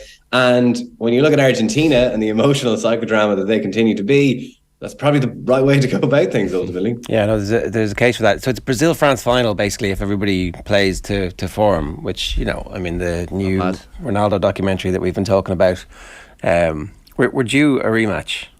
Oh, yeah. No, it would be fantastic. I mean, I wasn't at the stadium for France or for Brazil's first game. I am going later on, so I'm looking forward to seeing them in the flesh. They have a couple of injury issues, obviously, around Neymar, and now it seems like the 59-year-old Dani Alves may have to play in place of Danilo, so it will be interesting to see how they deal with that. But based on what I've seen so far, it does look like Brazil and France are the two best teams. Spain, if Morata can find some kind of glorious hot hand streak, maybe Spain. I think they showed against Germany that they're technically so excellent and they can dominate games, but maybe they just lack that bit of cutting edge. It's a Spain quarter-final, I think, isn't it? Brazil-Spain quarter-final, as far as Well, that would be spectacular. So, yeah, those teams, they look a cut above, I have to say. Yeah, so there's going to be loads of good games. We definitely, there was a conversation at the start of the show about quality of the World Cup so far, but I think everybody, and somebody, Shifty Lad, I think, made the point that, retrospectively, we all remember the good points and blink away the nil-nils. The group stages is not about loads and loads and loads of good quality moments. It's about making sure the best teams reach the round of last 16 and that maybe some jeopardy in the final group stage game, but that we want the best teams in the round of last 16 and the quarterfinals, so that those games are the ones that produce the all-time classics. Oh, completely. There were upsets in 2018. Remember, 2002, there were so many upsets. And it led to kind of slightly disappointing semi-finals in one sense. But I've also loved it. Okay, so the funny thing, it's the first time I've ever been to a World Cup or a major tournament. You do miss a lot of it, just in transit from one match to another. And so I haven't had to sit down and I've managed to swerve most of the nil-nil so far, luckily enough. So maybe it's a different experience watching on TV. But I think it's been a really good World Cup, even from a story point of view. You know, obviously Iran, the scenes with Morocco against Belgium last night, the noise generated by the Saudi Arabia fans, like that upset against Argentina is one of the iconic upsets in World Cup history. So I think the goals per game ratio is definitely down on Russia. But at the same time, I think the storylines have been so good. And like you say, I mean, we like those upsets, but at the same time, not too many. Really want the big boys through to the last 8 and let them fight it out from there. Yeah, exactly. Gav, good stuff. Thanks a million. Cheers. Thank you. It's Gavin Cooney, the 42 there from Doha this morning. OTB AM brought to you live with Gillette in association with Movember. Effortless shave, magnificent mo. You can sign up or donate now at Movember.com. What's the story with your mo? I know. Come on, you've had literally 28 days of Movember to sort this shit out, Shane. It'd be quite a bizarre way to do it, to shave on the last day of No, November. you can do it. You can do it. You know. You're allowed to do that? You can do what you want now. And then have a mow for the month of December. Well, you could definitely do that. Yeah. I'll consider it. Yeah. That would be 2 days left. Suitably rebellious. It would. You were going to make a point about Morata? No, sorry, Morocco. Right. I actually would love to see a Morocco in a semi-final. I know it goes completely against the grain of wanting the big teams in the big games, but I'd love to see a surprise. But granted, you want the surprise team to put it up to the team in the semi-final as well. So Brazil, France in the final, but Morocco to reach the semis. Yeah, maybe. I'd see a couple of little surprises along the way where a team like Morocco makes a decent run. So it is. I should also point out that it's completely ridiculous for us to sit here and go, it's a Brazil-France final. Yeah. It's just that they could possibly make it that far if things continue to go the way they are. But one or either of those two teams, if they do both make it, will definitely be involved in the penalty shootout because it's the World Cup. That's how it works. Somebody battens down the hatches, goalkeeper has a crazy day, and then you're through to whether or not one team has the bottle or not to make it through. Yeah, and the point you made about the environment and not knowing what goes on behind the scenes is a good one. Like I kind of mentioned this on Friday, but the fact that in the 2018 World Cup, I was reading the other day about Deschamps when after the France-Argentina 4-3 win for France in the 2018 World Cup, Adil Rami had his teammates waking him up in the middle of the night, and he came out annoyed that they wouldn't let him sleep with a fire extinguisher and set off the alarms. The whole hotel wakes up. I saw the footage. Mad. Yeah. And then Deschamps, the players are sitting there for breakfast the next morning going, he's going to go buck mad here. But Deschamps instead made a joke about it, and the players were like, oh, right, this is the way this is going to go. So that was man management. If you haven't seen the footage, it's like it looks like there's been a fire because there's been so much fire extinguisher. They're choking and there's somebody obviously he's naked wandering around the place. Yeah. And I think the hotel management comes down. Did everybody have to get out of their rooms? I think so. Alarms went off and the whole hotel is woken up. So. Yeah. And whoever it was telling the story was saying, look, you were a player, you know this can happen. Mm-hmm. And so instead of going completely crazy, he bites his tongue. Yeah. And they all calm down. Right. Yeah. And look, who's to say that they wouldn't have gone on to win the World Cup anyway if he'd gone buck mad? But I mean, that I think it was a smart move by a manager. That's the sort of thing we don't hear until after the World Cup tournaments are over. So, all right. Check out the Lunchtime Wrap today, bringing you all the latest sports news. That's with thanks to Deliveroo. Check out the app for some great matchday meal deals across the World Cup. Deliveroo, food, we get it. Right, it is time for the sports pages. There are so many idiots out there, so many spoofers. There's a lot of horse. I think he's a total spoofer. What do you mean a spoofer? He's just bullshit. No, Eamon, come on, don't be. No, I'm not having that. No. Yeah. So the sports page is obviously very, very busy weekend. I guess start with Telegraph. Are you disappointed with Jones? They're not angry. They're disappointed. Like, all parents are with their children. Only every time you read the Eddie Jones headlines, you have a smirk on your face, Ger. I don't know if that's on purpose or just natural. Look, I'm terrified that they'll turn it around for the World Cup, but maybe they won't. Maybe this is the time that somehow they manage not to. They won't. They can't, surely. No, I'm not. I'm going to stop saying that because Brian Moore, the England hooker, I get the feeling Jones might be stepped down before France 2023. I wonder where he's getting it from. The remaining impediment is finding a suitably qualified and available replacement. That's not an impediment. You've got world-class coaches. Mm-hmm. Just pay the money. But then don't pay the money. Sorry, what am I talking about? Yeah, you got Borthwick, you've got Robertson, you've got Rog. They're lining up, they're queuing up. Yeah. So the lack of available candidates. Who was it suggesting Robertson and Rog could go together? Yeah. Who was that man? Was it Quinny even last week was suggesting that there could be all three of them together. There could be some sort of mad. You can't have Borthwick and maybe you can stick Borthwick and the forwards stick And then they all have their opportunities. Yeah, maybe you can't see it. Raj kind of almost hit it when he was on with us that it's tough to be a number 2 man when you've been a number 1. So that's a fair point. I'm at a loss to see what Jones is doing, says Brian Moore, as they play South Africa in the final test. I mean, given I'm also South Africa, a routine victory with 14 men. Yeah, that's not great. That's the point. 14 men and they just couldn't turn it around. It was it's not great that they're now back being really good again as well. I'm far more worried about South Africa winning the World Cup than I am about England. Yeah, it's fair. I think look, as I said, if they're going to sack Eddie Jones, I think you do it before the Six Nations potentially. But it's hard to see it. Munster must banish any thoughts of Toulouse test. This is the preparation for next week, even though they won at the weekend. Fulkrug's beefy riposte earns Germany a lifeline against Spain. That's a picture of him scoring the equaliser yesterday. Duel for Crokes may disrupt Leinster doubleheader. So Kilmacud Crokes are in the men's Leinster hurling and football finals. They're on schedule for the same day. Kieran Dowling plays for both teams. Could play in both games on the same day, but it's kind of like, is there any chance maybe you're not going to make me do that? Could we maybe sort it so that I don't have to play 2 matches? That's rough. An hour apart. Yeah, it's rough. Maybe no, you can't do it because it's just too much football. Brian Sheehy as well. There's just the double jobbing can't really happen in this day and age. But look, it's a great problem for Kilmacud Crokes. It means they're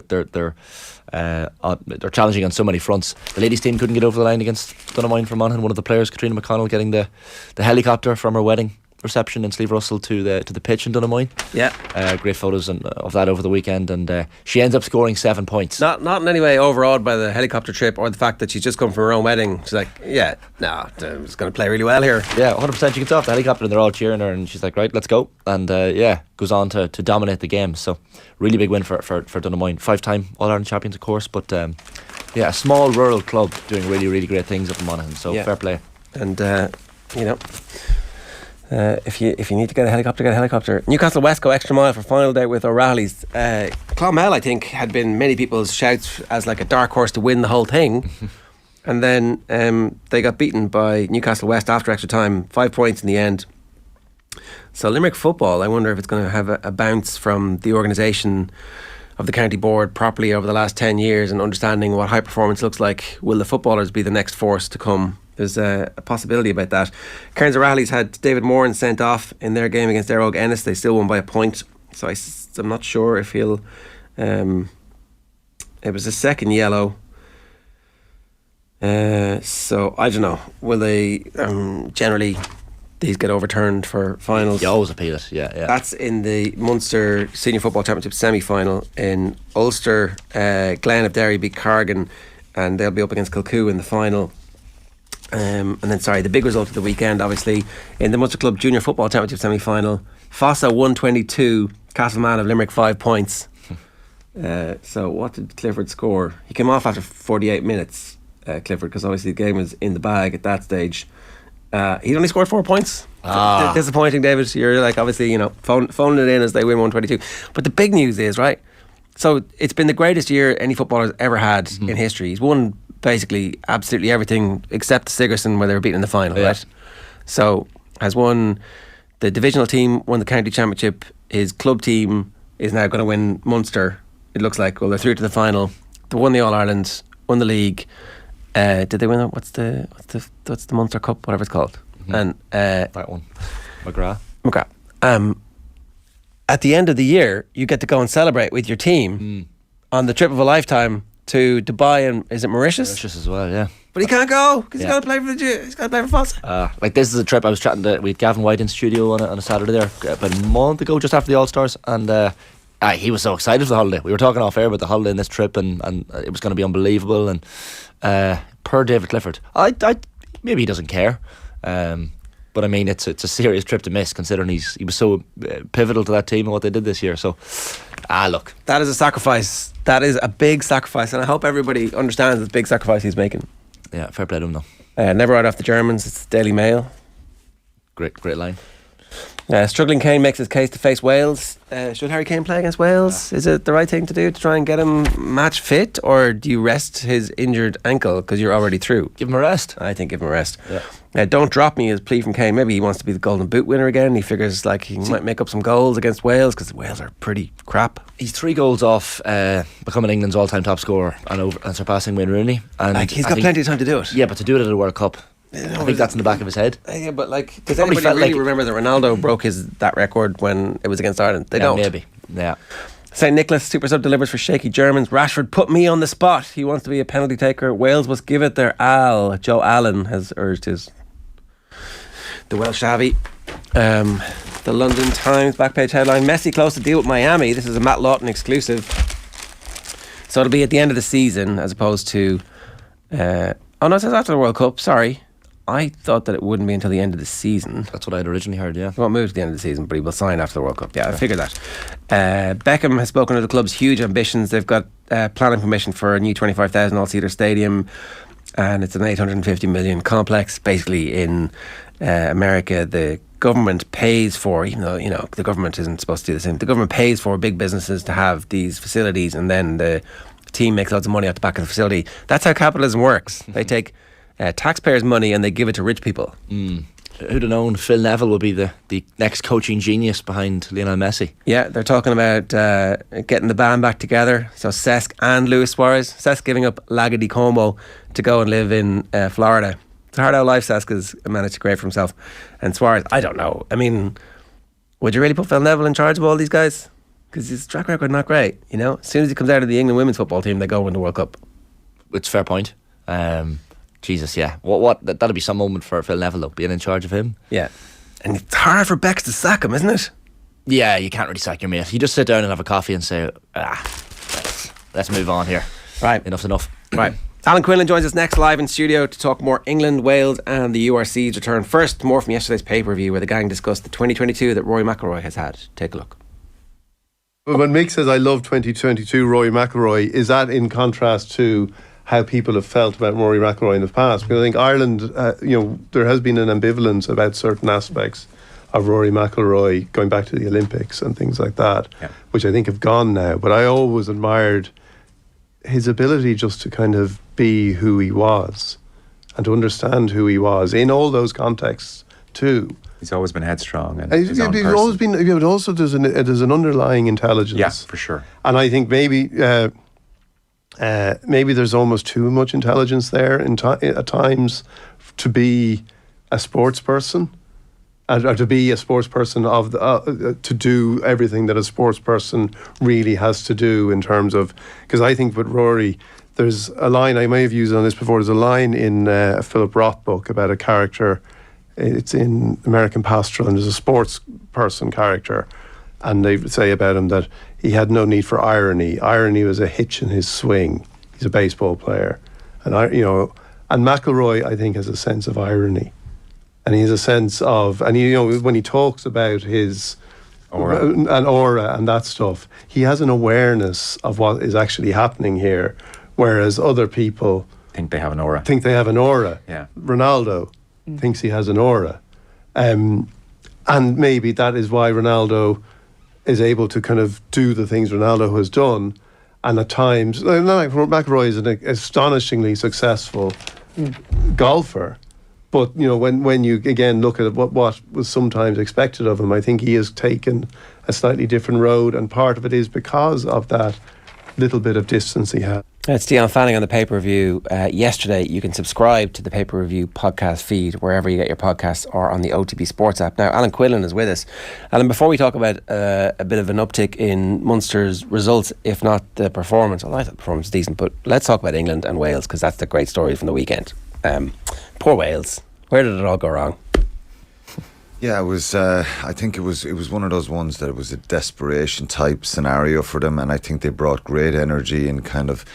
When you look at that first half and even the start of the second half, they were full of energy, aggression. I think they had that zip in their step, and they played like a team who were under a lot of pressure. They were hammering Australia at that stage. They were hammering them. And Australia were decimated. I think they were really kind of vulnerable going into that match with all the injuries they have had.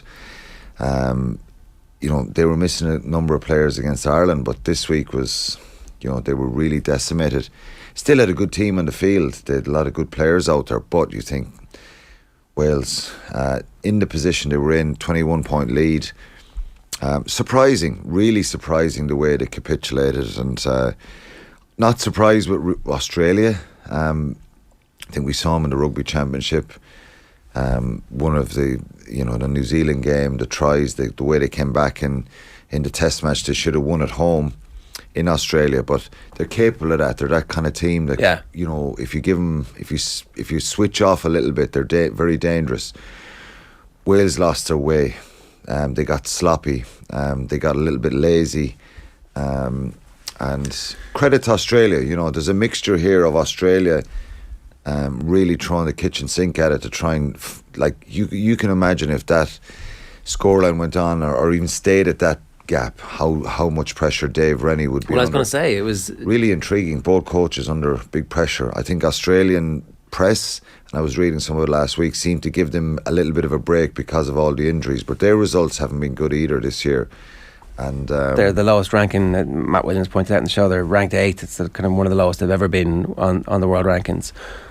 Yeah, does it all really matter? And I think they probably, we'll probably get comments after this from people, from Welsh people who watch on YouTube and all that kind of stuff. So criticising us and reminding us we've never gone beyond the quarter-final. But the here and now is not good for Wales at the moment. And I think it's, when you have a 21-point lead and when you lose to Italy and Georgia in the same year, they're two big ones, aren't they, at home? Yeah.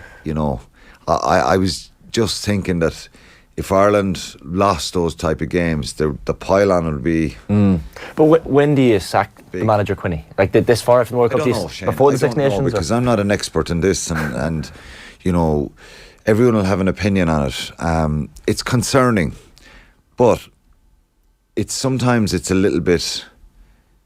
It's down to personnel and players as well. I think Wales... Their regions are, financially under pressure, and I have a lot of great friends in Wales, and I love the history around Welsh rugby, and I've had so many great memories over there. It's difficult for them because the model that they operate under is a tough one, and player development, finances, all that kind of stuff is challenging for the regions, and the proof is in the pudding, particularly around Europe.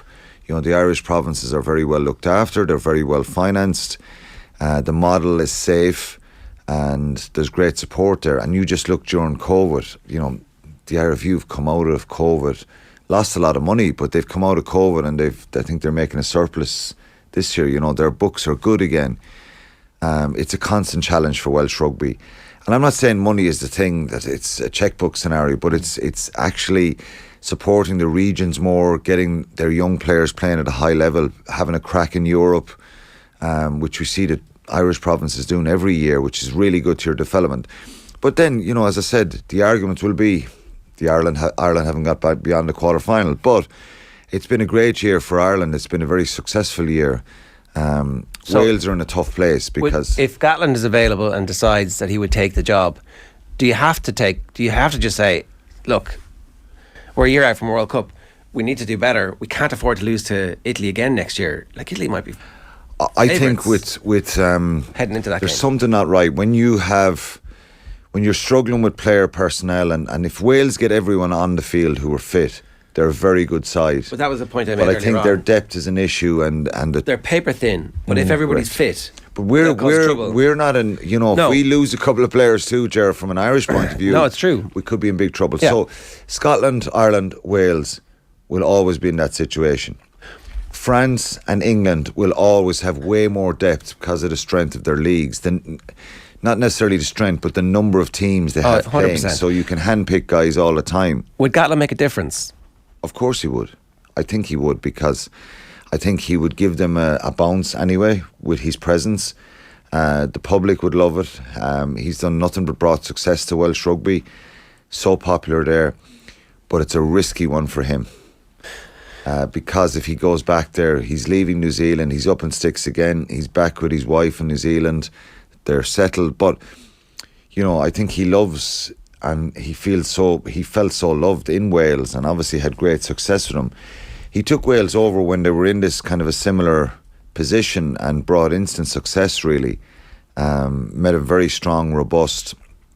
Gatty's biggest strength is I think, the morale, the mood in the camp. Well, the team has an identity. Around. Everybody knows what the role is. Yeah, and I think he's always very shrewd around bringing good technical coaches in around him. Yeah.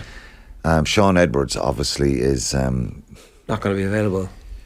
He was a big loss to Wales. You have to assume that there are other people equally as talented as Sean Edwards available that Gatland might be able to convince to come and join for a year. You've got a checkbook job here where you've got to go out and get good people to come in, and obviously if you get a good coaching team, it will give Wales a bounce. I'm not sure. You hear this stuff in sport that they're not playing for the coach, or they're not playing for the manager, or something's not wrong, or the camera's gone up to the box, the coaching box, and they look disjointed.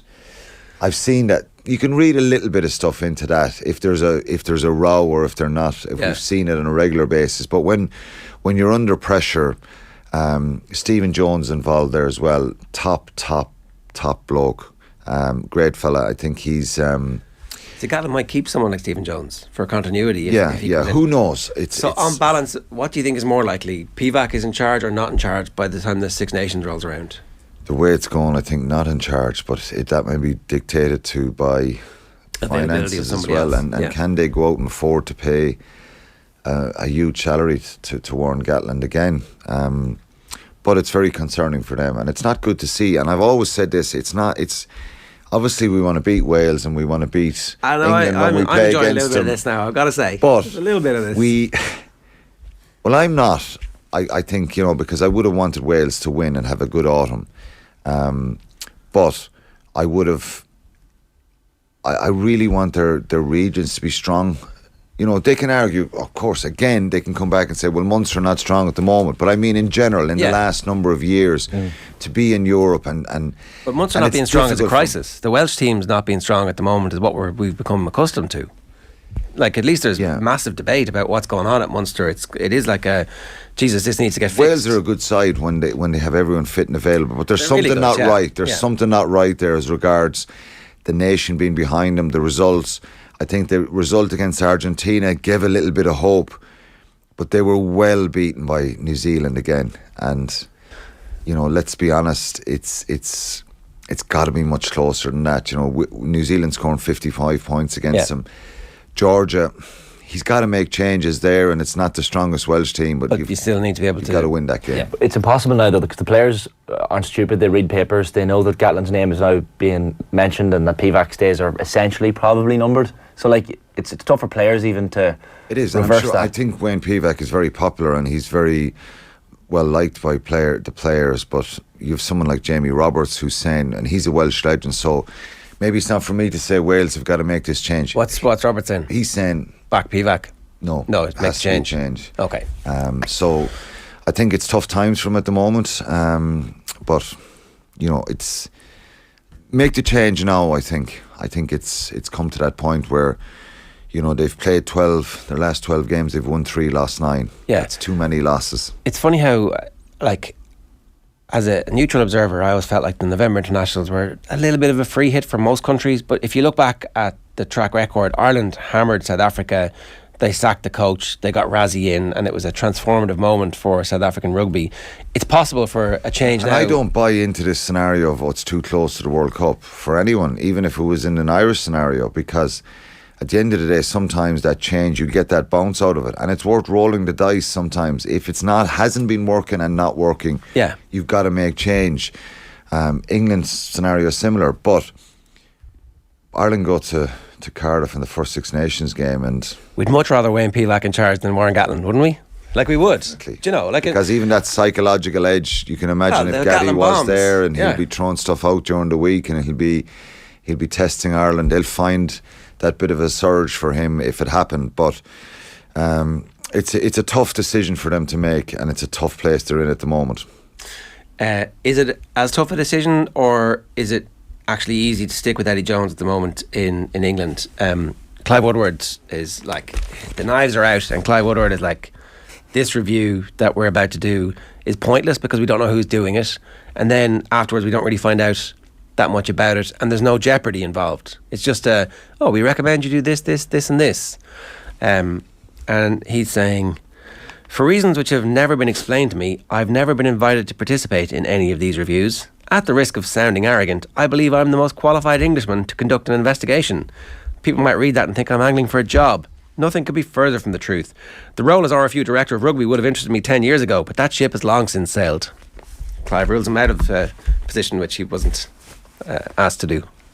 It's just an interesting little dynamic at the moment where somebody has won the World Cup in England and he's piling on this guy who's never won the World Cup for England but has been involved in very successful teams. He has been for a while, and I think it's a very valid argument to say that he is the most qualified person. He got the best out of that England team, albeit it was full of characters, full of quality, but he brought that success to them, and England have been too stop-start. Again, I think the quality of players, and I looked back at their team from Saturday, and they're a better team on paper than what we're seeing from them. They look lost for ideas, they looked disjointed, their set piece is poor. They wouldn't put any sort of fear in you at that England team, the way they're playing. And I think from the amount of the quality, the type of player they have, there's something not right there. There's something not right. He's not getting the best out of them, and I think he's lost the dressing room in a sense. And you hear that from ex-players talking about, the regime he's run, the way he's chopped and changed coaches over the years. He's been absolutely ruthless and probably not very nice to some of these people. A couple of them have spoken out about it, about the environment.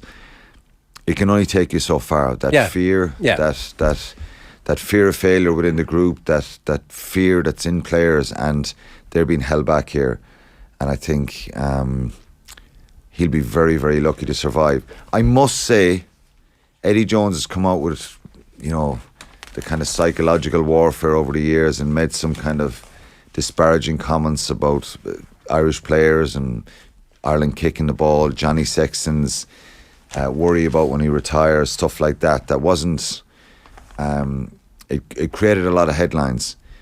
He's always been someone I've kind of had an admiration for, if you like. It's box There's office. something about, even when you meet him, he'll have a chat, and you could be saying something about him week before and he'll say hello and he'll chat, and it is box office stuff, but What's that like? Right. What's that like day to day though? When that's your coach and you're not quite sure what you're going to get in terms of the consistency. Sometimes he's ruthless. Sometimes he's praising you. Sometimes he's telling you you're no good. He's writing books. He's coaching in Japan.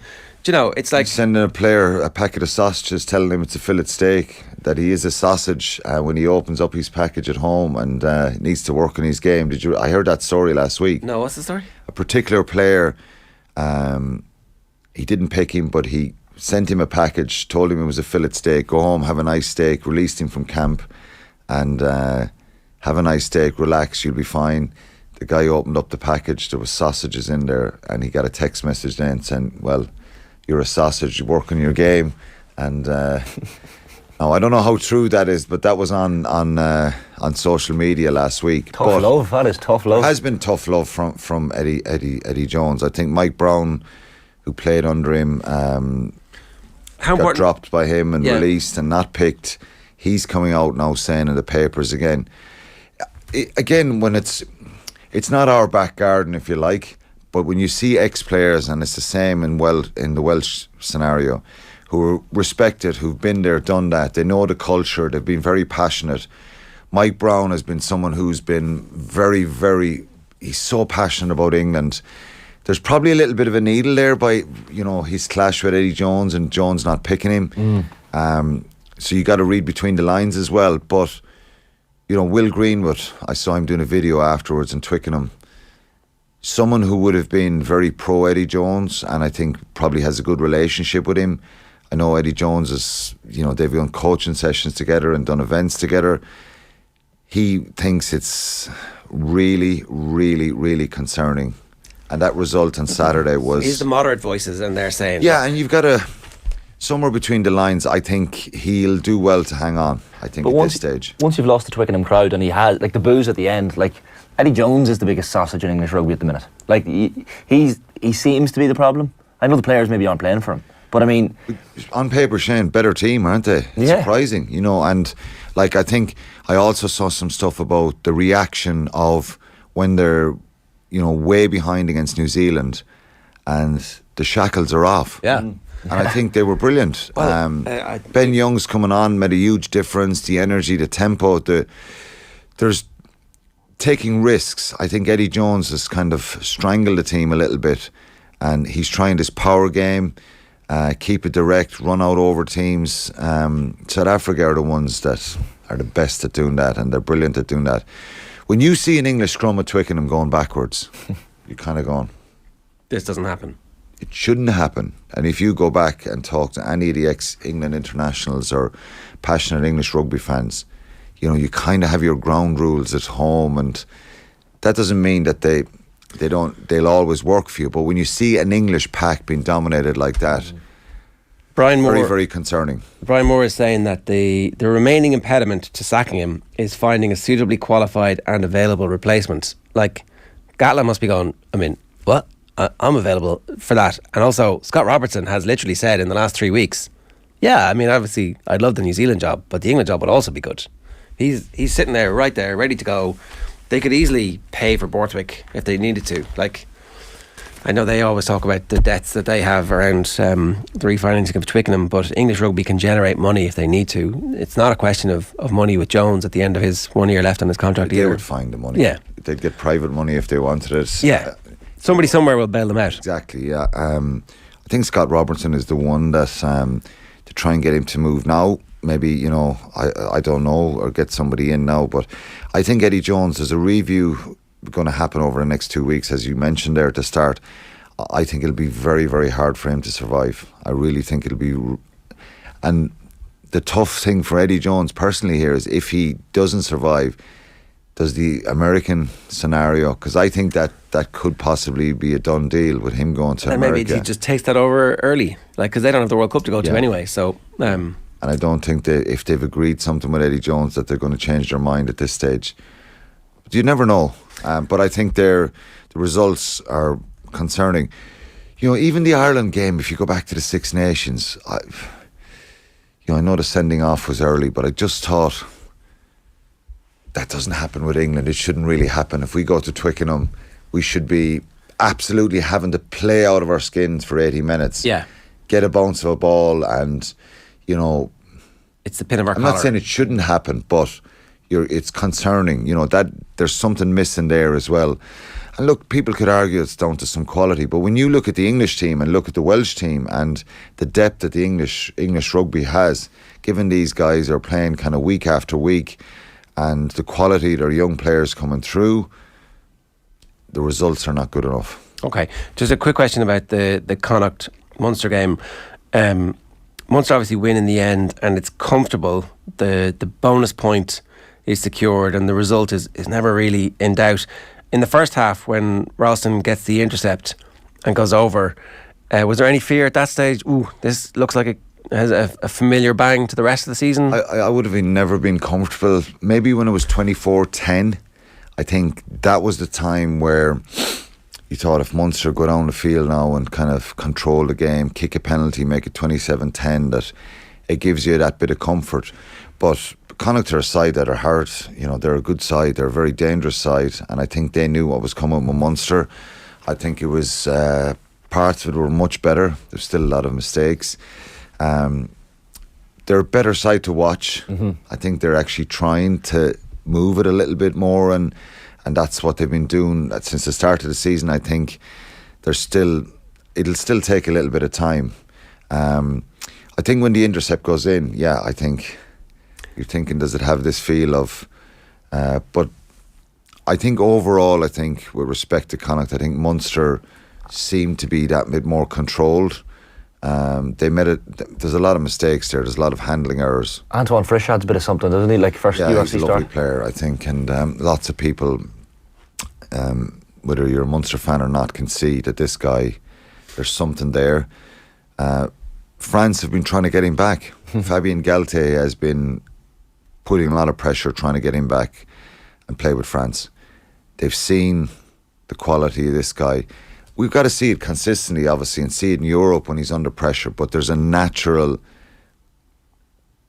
There's a Gary Ringrose sway to the way he runs, isn't there? There's always, you seem to, every time he went into contact, he's looking for someone. He runs a good line. He's physical. I saw him actually putting on a lot of good tackles, the timing, clean outs in the breakdown. He looks a really, really good player.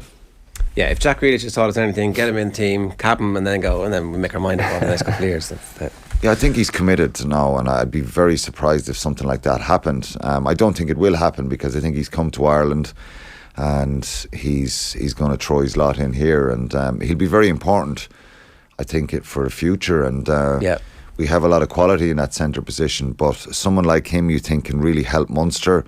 They still have, the scrum was a concern, the set piece at times. Maul was good. But they weren't never going to run away with the game and win it by 20 points. It was always going to be tight. I fancied him to it was a strong Munster team on paper. But, really, really important bonus point win for them. I suppose it's all put in a little bit of perspective. Quinny, the weekend with the news of Doddy Weir's really sad passing. I know this was a battle he's fought since it became public in 2016. So much money raised, so much awareness raised for motor neuron disease as well, and an inspiring figure, and really, really sad news.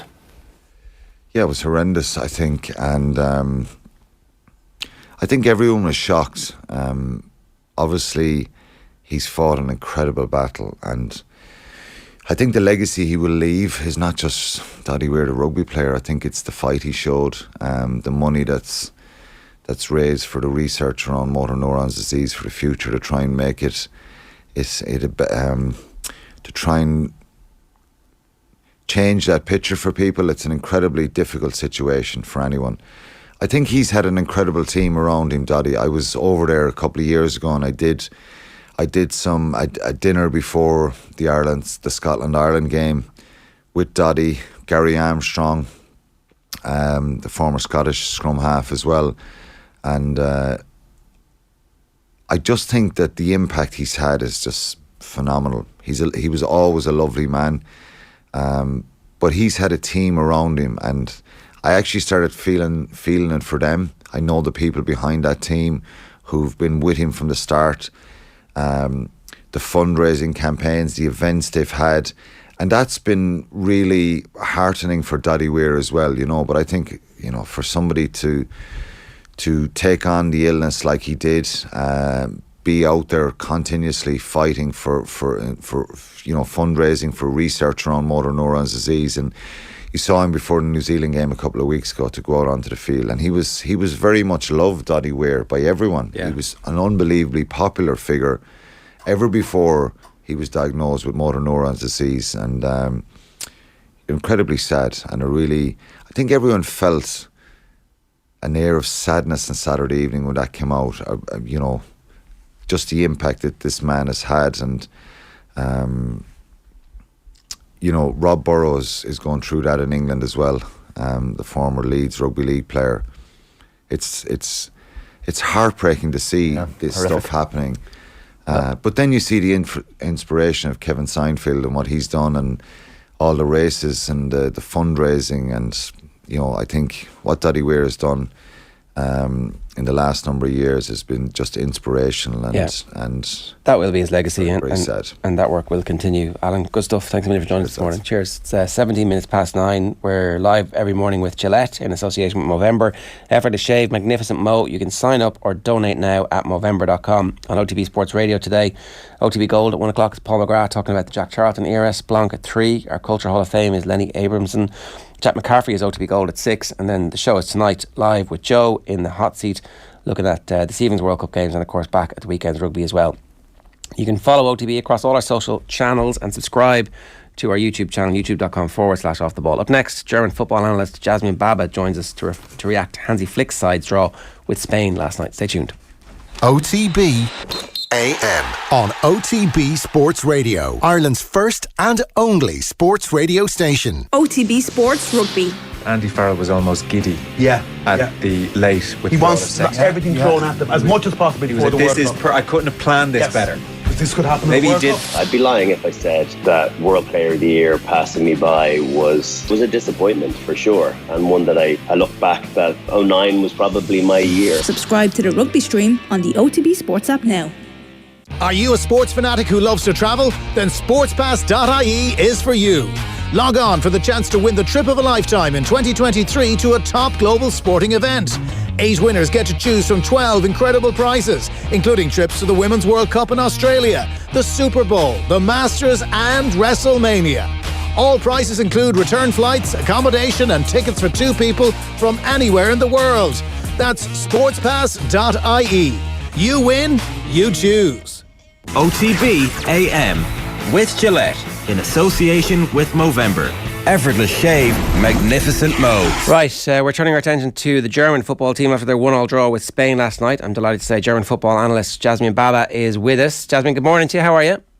Yeah, I'm all good after last night. How are you guys doing? Yeah, I mean, I thought that maybe Germany were going out of the World Cup for half an hour. I mean, not out, obviously, with the way results have gone.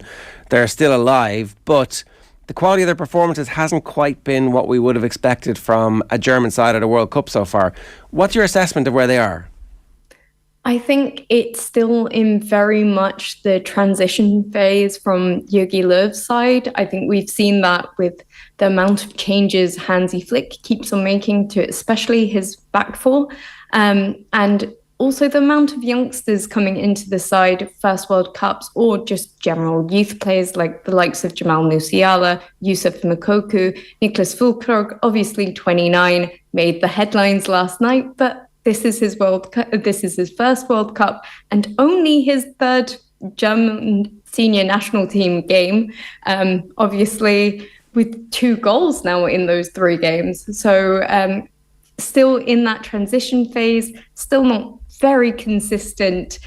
Obviously, they've only had 1 win in their last couple across tournaments, the Nations League, friendlies and the World Cup. So yes, all different, all changing and quite uncertain around the German national team.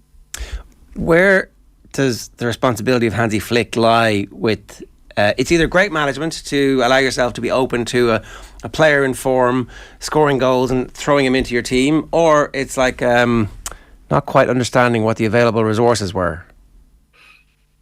I think it's a bit of both. It's quite obvious that this is a very different tournament to all teams. No one has really looked outstanding except for the likes of maybe Brazil.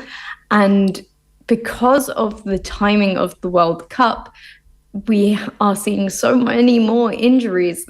We would have probably seen the likes of Timo Werner and Lucas Nemecha being picked in the striker roles for this Germany team. Even Leroy Sané has been injured and it's only came in for a short time last night. So, I mean, it's a bit of both. We can talk about the attacking side all day and how there isn't as much quality in other countries as there is in Germany up front and what Germany need. But there's also a discussion to be had in the terms of defence in centre-back. The fact that Schlotterbeck has not really been informed but got chosen, especially to start against Japan. The likes of who's going to be at right-back, because Süle didn't look quite up to the job against Japan, looked better as a centre-back last night, but instead Thilo Kehrer, who is also a centre-back, filled out for right-back last night. So it's not particularly who's on form, but it's also who carries the big name, who plays at Dortmund or Bayern Munich, that maybe should not also play. And also Hansi Flick's kind of tactics into the role has not really changed from his Bayern days either. So it gives a lot to look at and see where the weaknesses are. So for instance, whenever he plays Kimmich and Goretzka together, and this has been a tell from his Bayern days, that they tend to be a little bit more weak at counterattacks and defending those counterattacks. And we saw that against Japan. It was a strange one, Jasmine, because I guess the problem against Japan was they couldn't take any of the many chances that they created, and then last night they just couldn't really create chances until the goal. Like, is this experiment of Thomas Muller through the middle, is Hansi Flick quite ready to dump that if it's not working? It didn't seem to work last night, for example. Honestly, I can't say for sure. I think people have realised that Thomas Muller as a number 9 hasn't really worked. It worked in the sense last night that they wanted him to press, and to press Spain last night was their main goal, to disrupt their play, to make sure they couldn't have the possession or do much with the possession that they normally have and could do, as seen against Costa Rica. So in terms of that works very well, and Thomas Muller is good at that. But the thing is, was when you press, is when you win the ball, you're supposed to do something with it. And the selection last night especially showed that the players that they put on couldn't quickly transition from a ball win into a goal scoring opportunity.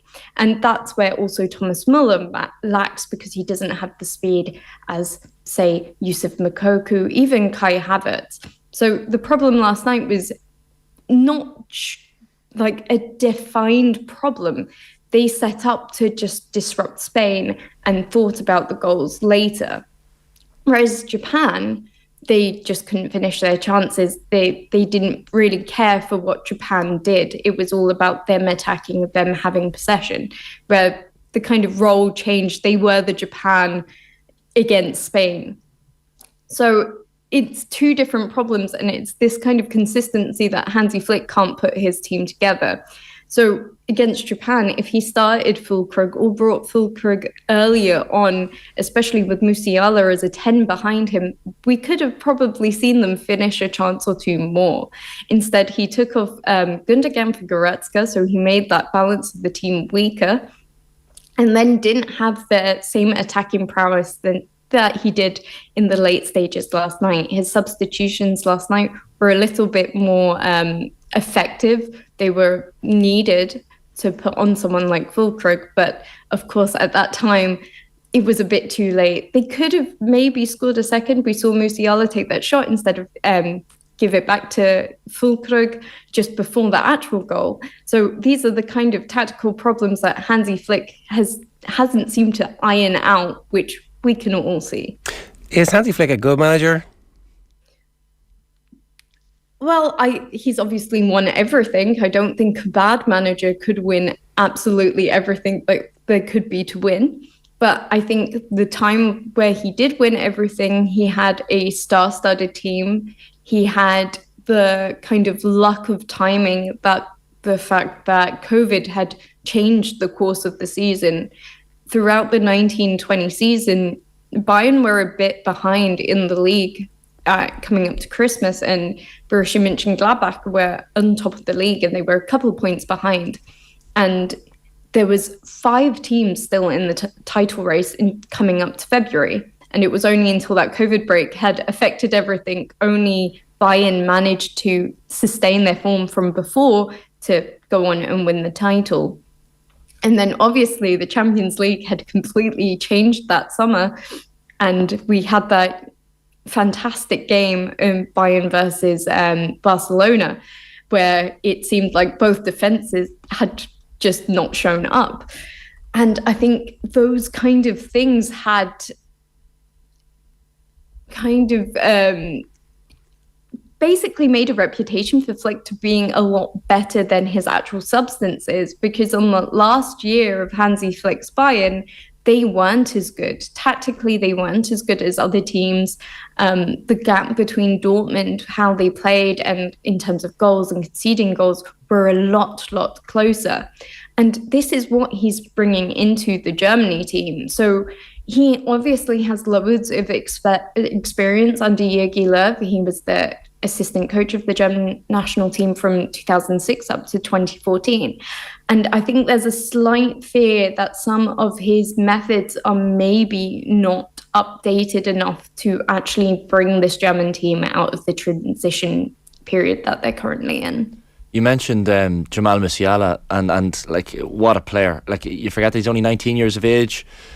such quick feet, just really exciting when he gets on the ball. And I'm sure there's a lot of pressure on his shoulders within Germany because he's such a talent, but he really adds so much to that German team. He is absolutely wonderful, and the surprising thing about Musiala is that he has not stopped since last year. I remember talking about him last year and wondering why he isn't talked about more. But he is Bayern's top scorer at the moment, and really he's not only helping the German national team, he's helping Bayern Munich be where they are at the moment. So he's a wonderful talent. He makes decisions light years beyond his age. The way that he can just set up and lay off balls to absolutely anyone, especially while being pressurized by other players and in tight spaces, is again magical and world class. Having seen the results go their way in the last 24 hours, what's the level of confidence like amongst the German supporters at this stage? It's a lot better, but the Germans are very good at keeping their feet grounded well onto the floor. They're not taking anything for granted. They know that Costa Rica will be very hard to crack down on, especially with their win against Japan. They basically set up shop and just worked on counterattacks, which is what Germany kind of suffered with against Japan. So despite there being optimism, they are very, very cautious about this last match. But they are all in agreement about one thing, and everyone wants to see Niklas Füllkrug start. So yeah, he's really grabbed all the headlines for Germany this tournament. Has he kind of papered over the cracks of Timo Werner's absence? Because I guess heading into the World Cup, you're thinking that's a man who's missing, who can score goals and has that bit of experience. But Füllkrug, I guess, has kind of papered over that to some extent. I guess it's kind of hard to say if it's papered over the cracks. They're two different problems and they're two different players. So Timo Werner would have definitely helped if they were working those quick transitions more. But there has been a problem with scoring goals with Timo Werner in the side as well. So that kind of box presence striker that they've needed to finish off many of the draws that they had in the Nations League leading up to this tournament has been with Timo Werner involved. And they probably would have found a solution in the Nations League if they had chosen Füllkrug to start for them, because they hold up loads of possession where Timo Werner works in with space in depth a lot more. So he likes to collect the ball and run, whereas Niklas Füllkrug can receive the ball in the box and he knows how to read the box a lot better.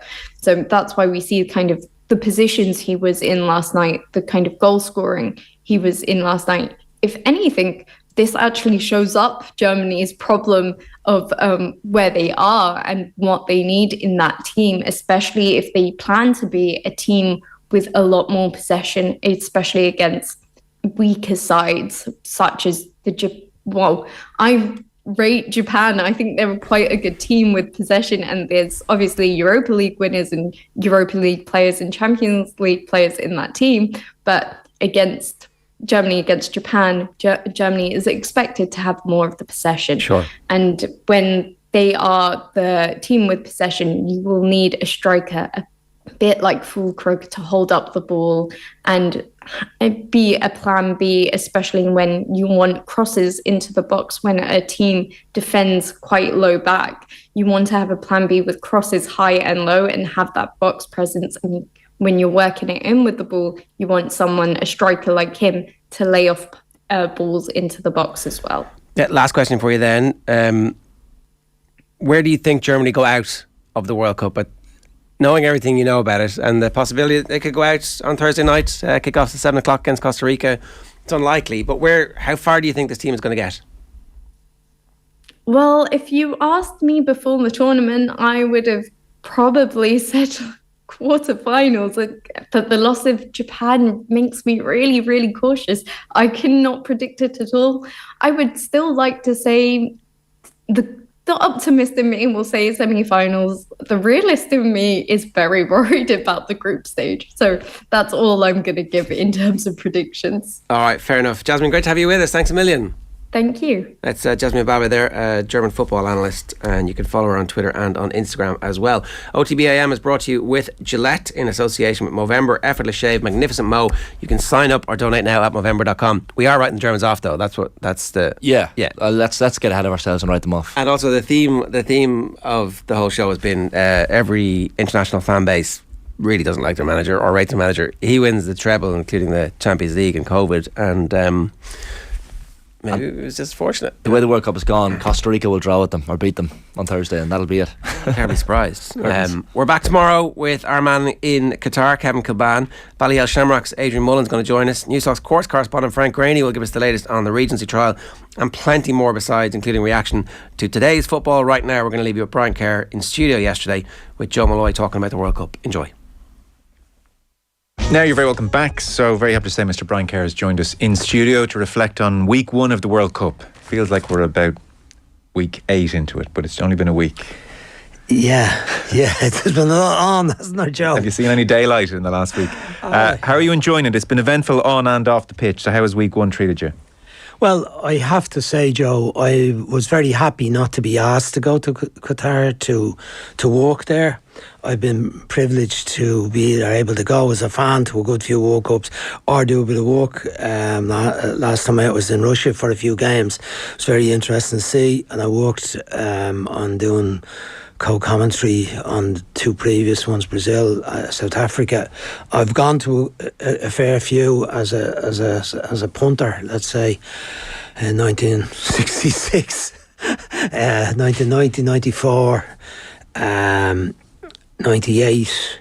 So, but I have to say, from the off on this, I never had any great desire. I've been in the UAE a couple of times, not on holidays for football reasons. We had teams playing there when I was involved in the underage international situation, and I didn't like it. I didn't like the culture. I didn't like the way that it appeared that people were treated. It was the same situation. I don't know how many migrant workers were killed building the massive hotels and skyscrapers in Dubai over the years. We never got figures on those things, and it was never such an issue that the international media honed in on it. But I never felt comfortable around the hotels in the way that the workers appeared to me, that they were almost like slaves in the hotels to the visitors, mostly European visitors. But I was there, as I said, I was there in a coaching capacity. Look, I didn't like it. I didn't like Iran when I was in Iran a couple of times either. And I'm not putting forward the idea that people shouldn't go and visit these places. I'm just saying I wouldn't have felt particularly that I was going to enjoy going to Qatar for matches, which is what I would have done in the past World Cups, because they're such joyous occasions. That's why people travel from all around the world to meet other people from other countries and share in their joy and fun and laughter and in their love of sport, and not always just love of football. A lot of people that travel are interested in other sports, but football brings the world together in many ways at the World Cup. But I didn't have that feeling about this one. So I heard you using the word conflicted when you were talking to Jan and Sarah earlier on, and I would have certainly been conflicted had I been put in that situation, but I wasn't. So I was in a situation, in the build-up, that I wasn't particularly doing the analysis of the teams, and someone said to me, who do you think is going to win it, which several people did. I said I'm not really sure yet, so they haven't sorted out the squads because a lot of players injured, and it was a way of kind of backing out of having to look at the teams in detail as we all normally would, and analysing them and saying what's the strengths and weaknesses, who's in the best of shape, who's brilliant in qualification, where's the best balanced teams. I didn't really do that. I waited till the matches have started, and now the matches are on, and because I was coming to do this, I said I better watch matches, and then whole obsession takes over. The matches are on, I feel I should watch them, and then I'm starting to look at them tactically, looking at the nuances of the games, the approach of the teams. But you cannot avoid all the outside stuff that's been going on for teams, for the issue around the wearing of the armband or no wearing of the armband, and FIFA's threats and Infantino's speech on the first match. The pressure on the Iranian team, the non-singing of the anthem, the courage they had to do that, then waiting for the second match after they get battered by England 6-2. How did they approach that? How did they get over? What sort of threats went on in the background? We don't know as yet, whether we'll ever know. And you're waiting to see. And then the second match, they kind of, it was almost like they were miming the national anthem when I watched them. It wasn't fervent, it wasn't passionate, it wasn't as we've seen with almost every team that's there. So all of these kind of side things are going on that you can't ignore them when you're watching the games. The lies about the numbers at the matches, the crowds, you can see it in the stadiums that the stadiums are, there's big gaps in there. As a matter, kind of a little bit of an intriguing one. I decided this morning I'd look how much would it cost me to go to a match next week if I wanted to buy a ticket, and it looked like the minimum price was 300 quid to get into a match, the cheapest ticket. And I'm going, 300 quid is the minimum, so people are paying minimum 300, but they're paying up to 1,500 for euro per ticket for a match. The amount of money people are spending are gone. It's no surprise that the numbers are not travelling from Europe, I suppose, the main. When you look at Argentina last night, it seemed like there was a massive crowd from Argentina and Mexico. It was hard to judge just watching it on TV, but both of them had huge support. Saudi Arabia next door to Qatar, they have huge support there. It's a huge country, big population, easy for them to get there. Morocco looked like massive support as well, not too far away. So those countries have big support, but a lot of other countries don't have big support, and it's the costs. I think you look at the stuff where people have been getting ripped up off in the accommodation hasn't been built, that's been promised in some cases, and they're being charged 200 quid a night for a skimpy tent that's half built and not built when they arrived, and they're chasing refunds. There's just so many elements of it that don't sit well. The confiscation of people's gear on the way in, jerseys with some message on them, like the message of women, life, freedom in the Iranians case, being confiscated. The fact that the stewards or the security have been so diligent in their work, that takes away the joy of the normal World Cup. I mean, we've had to go through security the World Cups for several years. You've been at them. I'm sure you've been at them, have you? Yeah, Brazil. Yeah, and you go through it, and you know, but there's an element of, we know we have to go through this, but there's also an element of respect from that you might have got it slightly wrong by something you have in your bag, and there's a place where they'll store it for you because you can't bring it into the ground when there's a spiky umbrella or whatever it was. But this seems to be kind of just outrageous. The Welsh hats one, where they started to confiscate the hats of the Welsh supporters, and then eventually I heard Noel Mooney, the CEO of the Welsh FA, coming out with a bit of a speech saying, well, FIFA have now allowed us to have told us that our supporters can wear these coloured hats. I mean, how awful, how ridiculous is that? And I know it's a different culture. I know, it's not simple. It's not. There's nothing simple about the whole situation. I mean, the idea of it being there, of the World Cup being in the Middle East, I think that's fair enough. I think for too long it went on. It was Europe, South America, South America, and then it broke out and it went to USA 94, and then we had the South Africa to 2010 to back to South America again. You're going, is it fair that it should be like that? Of course it shouldn't be like that. But if they were going to do it, in a way. I mean, it was the amount of skullduggery that went on and the corruption around the decision on Russia, 2018, and this one. It's just amazing when you look back into it.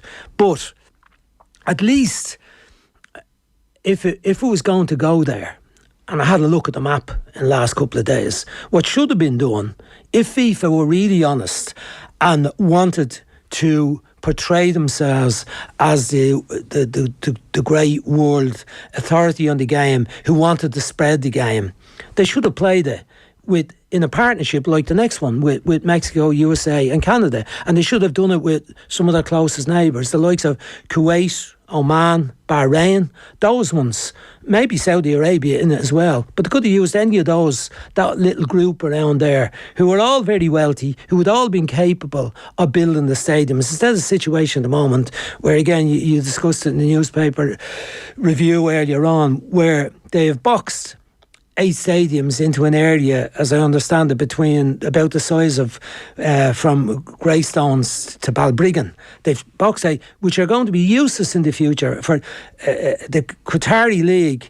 If the population of Qatar is 300,000 locals and maybe 2.2 million immigrant workers, who you wonder will they all stay, how many will be left after it, but they're not all football supporters supporting the Qatari League, so they're never going to need those stadiums for that. So we've seen this before to a lesser degree in other countries, but if they'd spread it around them, a few of them, I think that would have been more acceptable, might have had more of an impact in many ways. There wouldn't have been so much attention on the defects or the deficiencies in the culture, the treatment of the migrant workers, the treatment of the LGBTQ plus community, attitudes towards women, women's rights. If it'd been spread around more, and the other thing about it is, I mean, it's totally immoral, the spending on this. If it's 200 billion or 300 billion, we won't know what the figures are. There's no shortage of billions to spend on the network, on the roads network. In the current world, in the way things are in the world, surely a few of those countries could have got together and held that World Cup, and the money that was saved could have went to alleviating some of the other problems around the world at the moment. What if I'm not just saying the Qataris on their own, but the rest of those rich Middle Eastern states, if they decided, well, we've agreed to do this and we will put the money into developing a water system, a proper water system in Africa to alleviate the awful things, awful famines that are happening in so many places in Africa due to climate change. They could have an impact, an influence of 50 billion for stadiums, for roadwork network, for a metro, for a tournament for a few weeks. I mean, it's totally immoral and disgusting as far as I'm concerned, Joe. But look, but you can't put that aside when you're watching the matches, and that's I'm saying that I'm someone that loves the matches and watches the games, and will enjoy the football and love Richarlison's goals the other night, and was enjoying watching Mbappe and the thrill of Iran coming back from the awfulness of that day and the 6-2 and the battering they got and winning the match against Wales in the dramatic fashion they did. There's joy in that, and the reaction of their supporters, the reaction of their fans, the reaction of the players and the staff. Oh, that's lovely. There's emotion in that, and you have to enjoy that. But still, there's the conflict. Absolutely. On last night's game, so Mbappe at 23 years of age now has 30 goals for France, which is just outrageous. That was his 7th World Cup goal. So only Mbappe and Pele have scored 7 World Cup goals before the age of 25. Messi, for instance, has 8, so Mbappe's already at 7. I saw the word uncontainable used to describe Mbappe by, I think it was Jonathan Northcroft at the game. That's not a bad word. He looks like he has pitched up, looking and feeling absolutely electric. That seemed like a beautiful game last night. 2 teams playing lovely football and thoroughly enjoyable. We'll go on to Mexico, Argentina in a second, which was a contrast. What did you take from Denmark, France? Well, I thought, I mean, we know Denmark fairly well from our regular matches with them over recent years, and we know how well organised and disciplined side that they are. When I say disciplined, I mean that they are very effective with the players they have. They don't have a lot of players of massive international standing, although there are plenty of players playing at a high level. Christian Eriksen's the one that we see most often, and his story in particular is magnificent story after what happened to him at the Euros, and he comes back in. They're a very good side, but I thought it was very interesting how they contained France for so long in the game. But ultimately, and this is what we've seen in the tournament. If you look at some of the trends, in advance, I'll come back to France in particular, but if you look before the tournament, we're looking at how will it be for Ronaldo, how will it be for Messi, how will it be for Gareth Bale, will Harry Kane be brilliant for England, how will Modric still go? So there's some out there, the older fellas, and then there's Mbappe coming along, De Bruyne not going so well, and these are the stars, and then Neymar is the other one. You're wondering how he influenced the game, and the moments in the game so far. I mean, Ronaldo has pulled out a goal. He makes himself a penalty. Didn't play very well in the match. He's probably still a hindrance. I think he's a bit of a hindrance in their team as he was in Manchester United. Gareth Bale has been poor. Similar. Made a penalty. Ronaldo scores a penalty. Bale scores a penalty. Messi scores a penalty. All the first game. Their contributions other than that in the match were very poor until Messi did.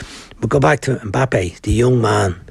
I remember a few years ago saying, like, weren't we lucky to be around to see Ronaldo and Messi's brilliance for so long? Not necessarily in the World Cup. Are always in the World Cup, but in football that we see so much of on telly at the top level in Champions League, and then you're waiting on who's going to be the one, and certainly Mbappe has lived up to that with all the stuff that went on this summer. Was he going to Real Madrid? And a lot of criticism around him, that the terms of him saying for PSG, that Macron interfered and said you can't leave the country. You know, the president gets involved in getting a player to stay at the team, but the bottom line is he's probably the highest paid player that ever played football, and he's got all that, and then you got to live up to it. You got to produce the goods. He's on 50 goals this year for the calendar year already across the board with PSG and international football, but he's been superb. The match lightens up, and again, you said you talk about his influence in the game. I can remember, you remember games you go to and you see players and you're waiting on them to receive the ball in the match, and when they receive that, there's a little bit of initial hush. Now it's not so much of a hush. There's an excitement in Qatar. It's kind of like there's a lot of people at the matches that probably don't go to a lot of football matches a lot of time, and sometimes they cheer at the wrong times. That's what I noticed. But anyway, when these players receive the ball, Messi to a lesser it isn't so much of that with him at the moment, but certainly that with Mbappe now, and that bit of expectancy. I remember as a kid about George Best and going to see George Best playing, and that expectation, will he do it? What'll he do? And he invariably did it. He'd run with it, he'd dribble, he'd beat fellas, and fellas were swinging and booting at him and throwing the boot and all that, and invariably he did something magical that you left the game going, George Best, I'd love to be able to be like George Best, you know. So Mbappe is that one at the moment. Every time he's got the ball in the two games so far, there's been something that's happened. He's not always picked the right pass or had the perfect finish, but he's been sensational. And the two goals, and you look at them last night, the first one is a kind of a lovely little one to Hernandez, the time of the pass back to him, the decision to hit it when he hit it. Wasn't brilliant contact, but was enough on it, little deflection, goes past the goalkeeper. But the second one, the speed of movement to be in there at the bottom, Griezmann, the sharpness, and Christensen wasn't as the right back for Denmark, big lad plays at Leeds. he looked around and he looked like I have him. Yeah. And we're in this. It's a split. It's a split of a second. It's like in the 100 meters. It's just across the line. How did they sort out who won that race? Wait, we see the photo finish, and it's not one is the difference. It's not one. He's in there and he's kind of bundling it in. He has that agility, and he's way up off the ground. He has that agility and strength of thought and decision making, not to get the wrong part of his body to the ball. So he's been, and he gives them a chance. And the way they're playing, I think I heard lads talking to it with John about it with John Duggan yesterday about the French system. You look at them; they gave Denmark plenty of time on the ball, Joe. The high press thing that's become the vogue in a lot of football and particularly the Premier League football. Majority of teams play the high press. There's a bit less of it now. Liverpool have dropped off a little bit more. City are still very much at it. Manchester City, Spurs don't. They're very much drop off and let the opposition have it, and that comes into the English thing then. But you look at France, they're dropping off and allowing Denmark to be comfortable and have time on the ball and play the ball around, and it was quite easy for them at times to build up play, and that seems to be to accommodate drawing the opposition on, bringing them out in the goal, not getting Giroud to use up his energy running around the place chasing after players, keeping him with a bit of energy when he has got to do a bit of work, but also that Mbappe is keeping his energy for those moments in the game. So that's what I'm going about. Yes. The individual players changing games, individual brilliance changing games. Messi did it last night for them.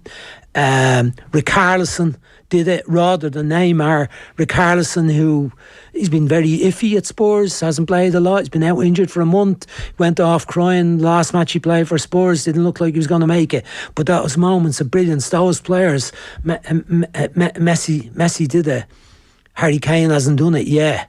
He's played very well in the first match. The controversy around whether he stayed on the pitch for so long after getting a knock in the ankle, plays on, didn't do well in the game, ending up drifting back to pitch. We'll probably talk about that as we go on. But the influence of the special players, De Bruyne, I don't think he's done it in the two games. Didn't see any of the game today, but they're beating 2-0. I didn't get the feeling that he was doing particularly well. The other big influences have been the substitutions in the matches. The influence of the manager is a trend, a very important trend, because again we'll probably talk about Silke, what he should have done, what he didn't do. And even the manager today, the Moroccan team puts on 2 subs, scored 2 goals.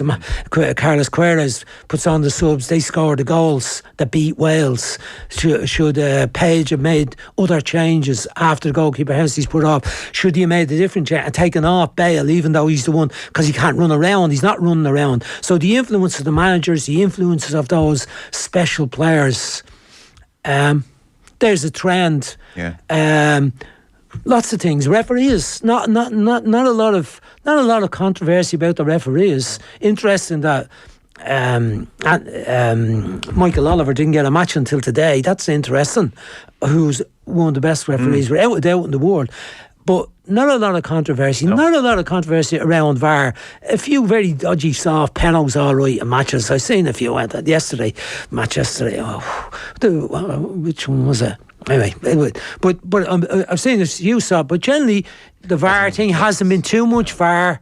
Not too much controversy. No controversy around the ball. Remember we used to have all that one about the ball. The ball's causing a problem. It's going too far. It's hopping too high. Yeah. The pitches aren't right.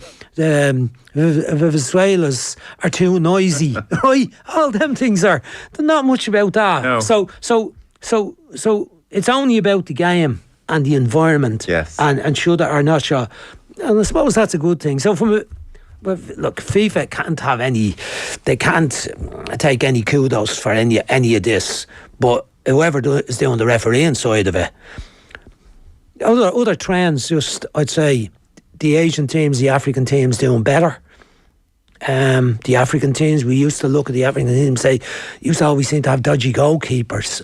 And like that's too big of a gem. But there's not been bad mistakes goalkeeping, defensively, organisation. They haven't seen that. They've been much more solid much better organised.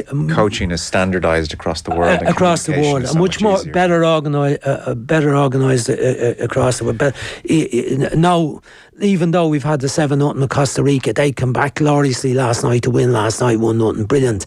And we've had the 6-2 Iran. They came back from that. But outside of them, there hasn't been. I don't think there's that big divide anymore between the European, South American, African teams that qualify, Asian teams that qualify, Central America to a little bit of Costa Rica. But the Costa Rica have come out with that now well. I mean, they hardly had a shot in either match. They had no shots against Spain. They had one shot today. They scored against Japan and they won. OTB AM with Gillette in association with Movember. Effortless shave, magnificent modes.